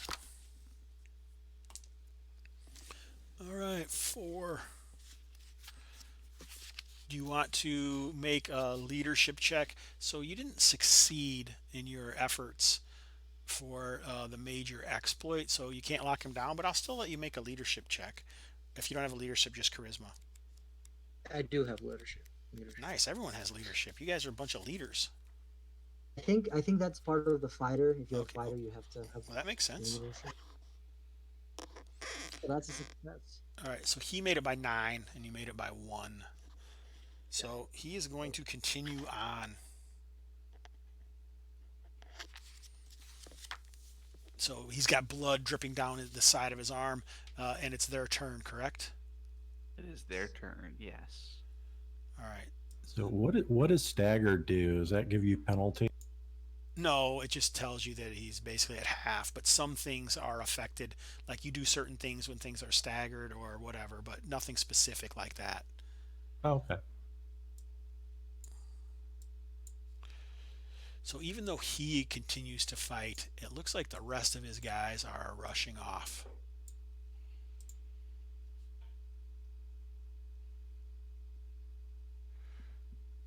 So he's going to pull out his sword and attack back.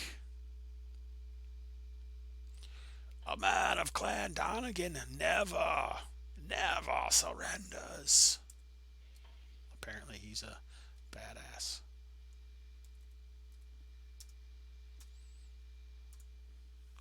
So that is a 7. That hits AC 17, I believe. That hits. Let me see. I want to make sure. Nope, 16. Still hits. All right. Can I jump up there and try to yank him out of the way? I don't think. Are you within 30 feet? Might Why don't not you, be. Hagen? Why don't you let me Nope. rescue him? Because I've got better armor than you do, I think. Oh yeah, for sure. Assuming that, uh, let's see what the damage is first. But then if it's bad, we can do a rescue exploit. All righty. Let's see what the damage is. That's a good idea.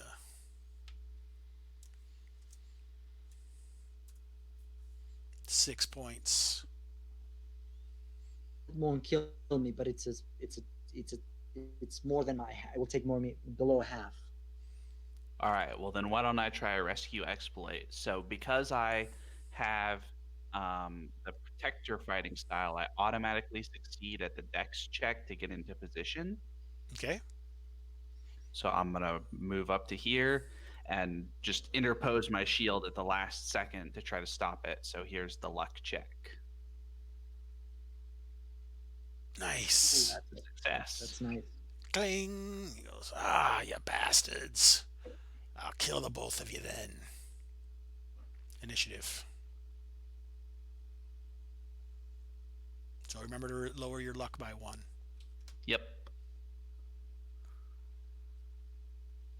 Sanjuro. Okay, Sanjuro just ducks, and then he'll try to attack him from below the shield that just stopped his previous blow. Let's see. AC 19. Hits. Again, 8 damage. All Right right. from underneath the shield, right below the belt. Right below the belt. Oh, so his lower abdomen takes a blow. One guy's after the kidney and the other one's after the urethra.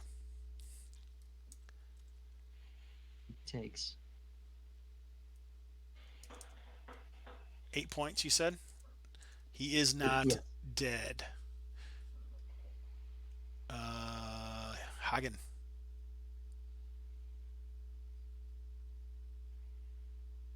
Matt. Matt? I don't know if you're speaking. Oh, did he disappear? Can you hear me? Now I can. Oh, you went under this dude. All right. Let's see here. Oh, I moved the wrong guy. I moved him. You went underneath him.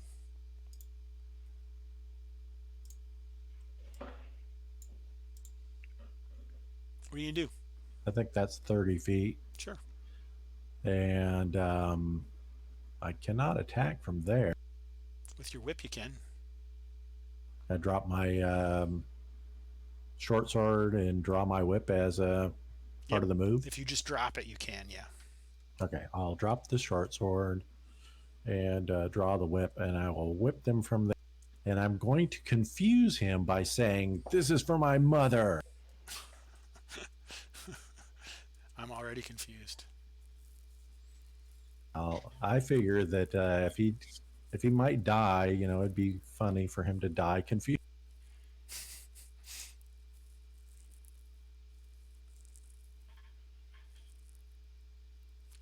All right, so it misses. Yeah. He does look confused, though. All right. It's his turn and then mine because Yep. I failed my initiative check. Yep. All right, so he's going to try and finish off Sanjuro. He really doesn't care about anything else, apparently. Okay, so a 2. Yeah. But he's an auspicious combatant. So once per round, he can choose to re-roll. Yeah. That's not good. 11 points. That brings me to 0. So you have a shield? I do not. I am a two-handed combatant. Oh, nice. All right. Do you want to try another rescue exploit? No? Seems like we should. Hagen, do you want to do this one, or do you want me to? Sure, I can try. I've got a good dexterity. Okay, so how are you? What are you doing?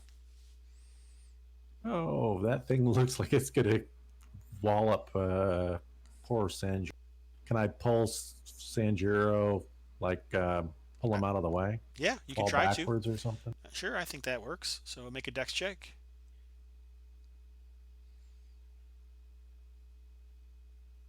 All right, so you were successful there. Now make a luck check.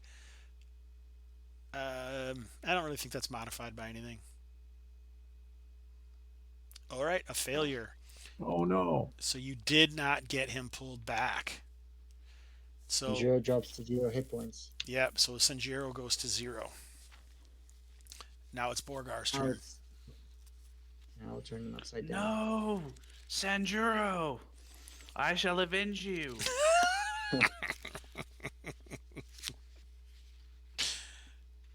All right. It's AC 19 for 4. You didn't roll a 19 though, right?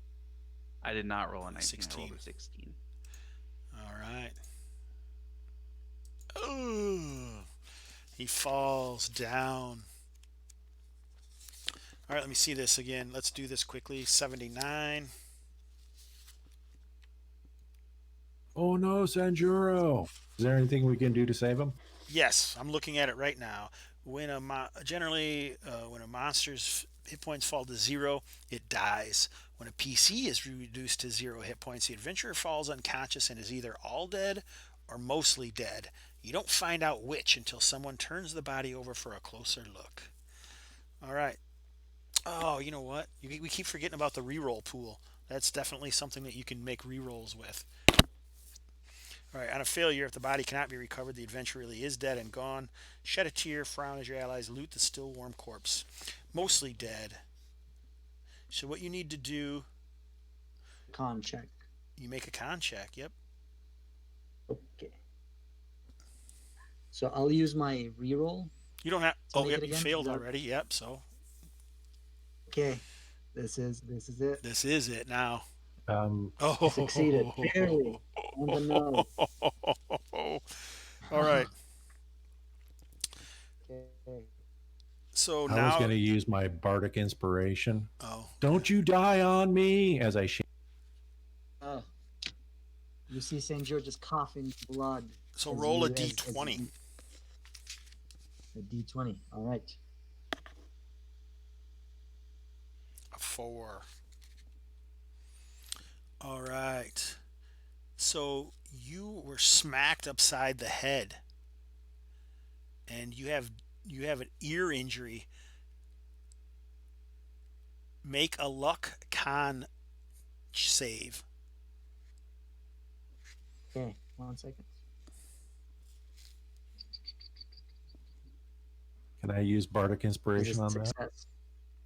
Yeah, you could have, but he succeeded. So what that means is that your ear is only damaged and can be mended with 2 months of rest. So what happens to you is you have disadvantage on perception checks that rely on hearing and balance checks.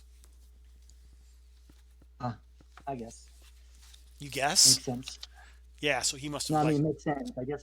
I want to say, I guess it makes sense. he knocked you upside the head and it rung your ears, and it seems like it must have damaged your eardrums enough that now you constantly have tendinitis and ringing ears that's affecting your balance as well. Hey, All don't right. ask That's me a little to too close to to real walk on a life. tightrope. What'd you say, Arlen? Oh, I have an ear infection, so Oh. hearing about the damaged ears is a little too close to real life. And what did you say, John? I just said, don't ask me to walk on a tightrope, Yeah, no kidding. 'cause I won't make it. We need to get Sanjuro to a concussion clinic.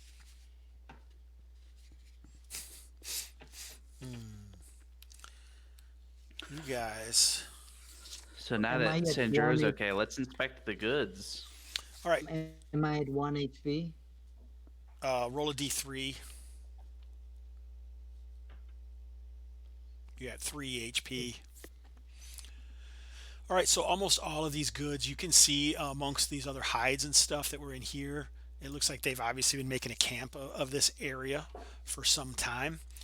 Everyone make a detection check. I'm going to check for traps too, if that's okay. Sure. Now that my character's been damaged. wait.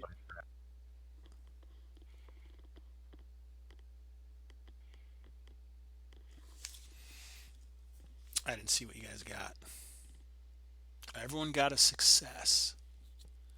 Oh, Got a Hagen success got a on great traps and success. locks, and a great success on detect. okay. So you don't find any traps, but what you do realize is these stairs leading up here. There's like a blank face right here, and amongst the walls on here, you believe you find the outline of a door. Ooh.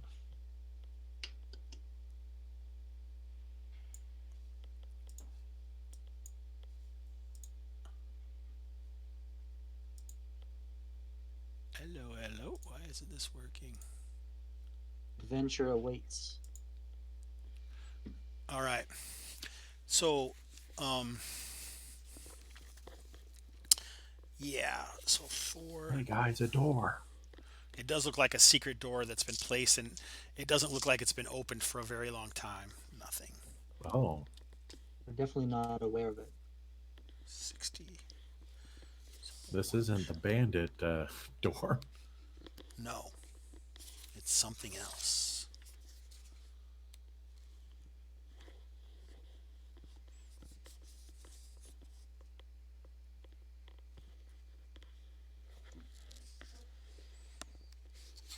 All right, so it's going to be the normal stuff, and amongst those things are. So it looks like it's a bunch of goods that were like farmers and just all sorts of things like that, just like farmers good hides. There is going to be like the money that was supposed to go to the veterinarian and some of the workers in Landman Town. So you guys do find a large amount of things here.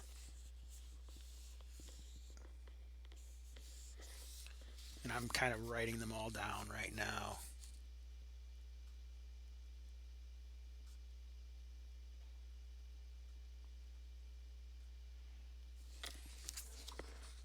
There is like a clay jar that's marked with the deep one. Like, is that written across it, or does it have the symbol or anything like that? Yeah, it's got like a marked symbol, and it's held shut with wax. Okay. That's a weird number. And amongst their treasure,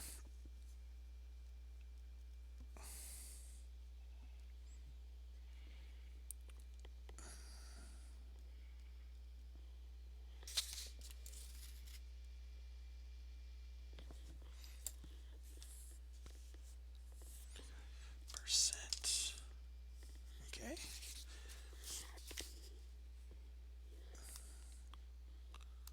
So this is the problem with not having all of this necessarily made up ahead of time.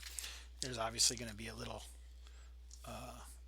slowdown when I'm trying to figure stuff out.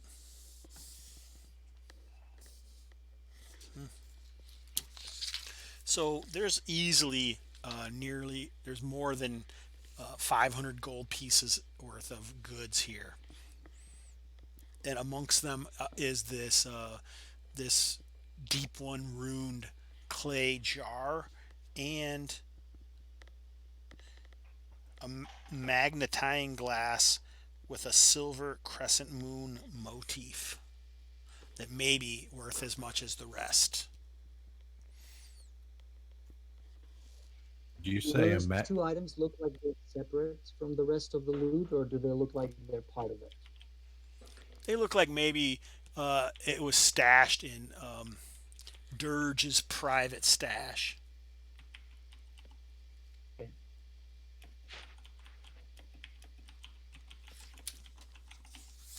Did you say it was a magnifying glass? I did. Okay.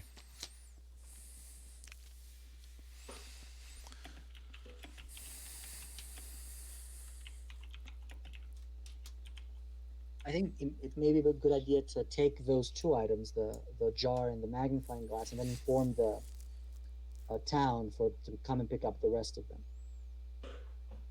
Sounds about Obviously, right to can't me. carry everything. You said there was loose coins, though, right? No, I just said it was a bunch of goods worth Okay, gotcha. 754 gold pieces. They would have had some loose coins as well, worth 13 gold pieces.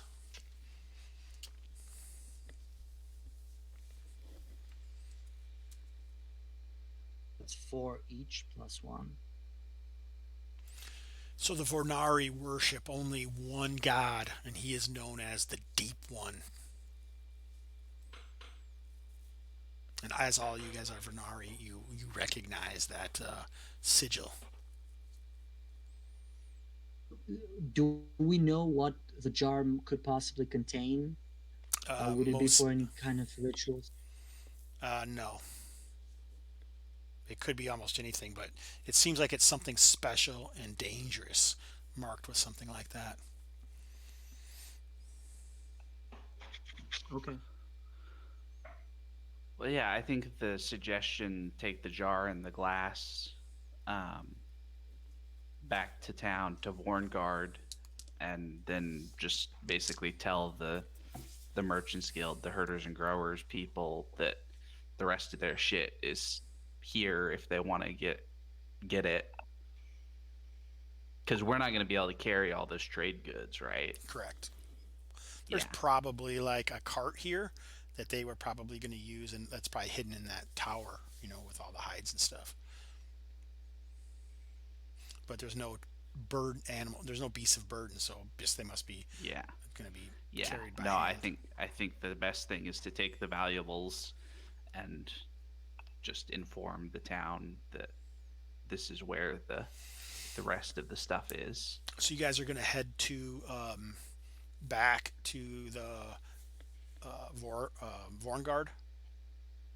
Should we leave someone here to stay guard in case the surviving bandits come back? Well, Seems there's- like if we left one person, they might just get overwhelmed. Yeah, there's 5 That's of true. them. It's That ran probably away. better to stay moving as a group. And what about this secret door? Is there is it locked or trapped? I suggest leaving it for later. Okay. Yeah, we can always. Why don't we head back to Vorngard, and then next time we put together an expedition and investigate the secret door and see what's in the ruins. That's right. Yeah, I mean, we can hurry. We can go back, inform them, come here and pick up their stuff, and then we come back immediately after some. Well, not immediately, but after some rest, and maybe with more people, and look down there. Yeah, well, that's all up to you guys to try and get that going on the Discord. As it is, you can take the valuables back. I made a random roll to see if you had any encounters on your trip back, and you did not. So we'll move. What the hell? Was that thing on the bank of the water? Did we discover what that was on the way? Nope. Okay. So you return to the hall of the herders and growers common. You speak with Abram. You get your reward. They take the valuables and they give you a bonus, doubling the amount of money that you received. So you guys get 100 gold pieces, and they thank you profusely. Do you tell anyone about the secret door? Be not. I do not. Uh, I would just I'm not gonna suggest not. tell. I mean, I've been kind of assuming that there's like a tavern where all of our player characters kind of hang out.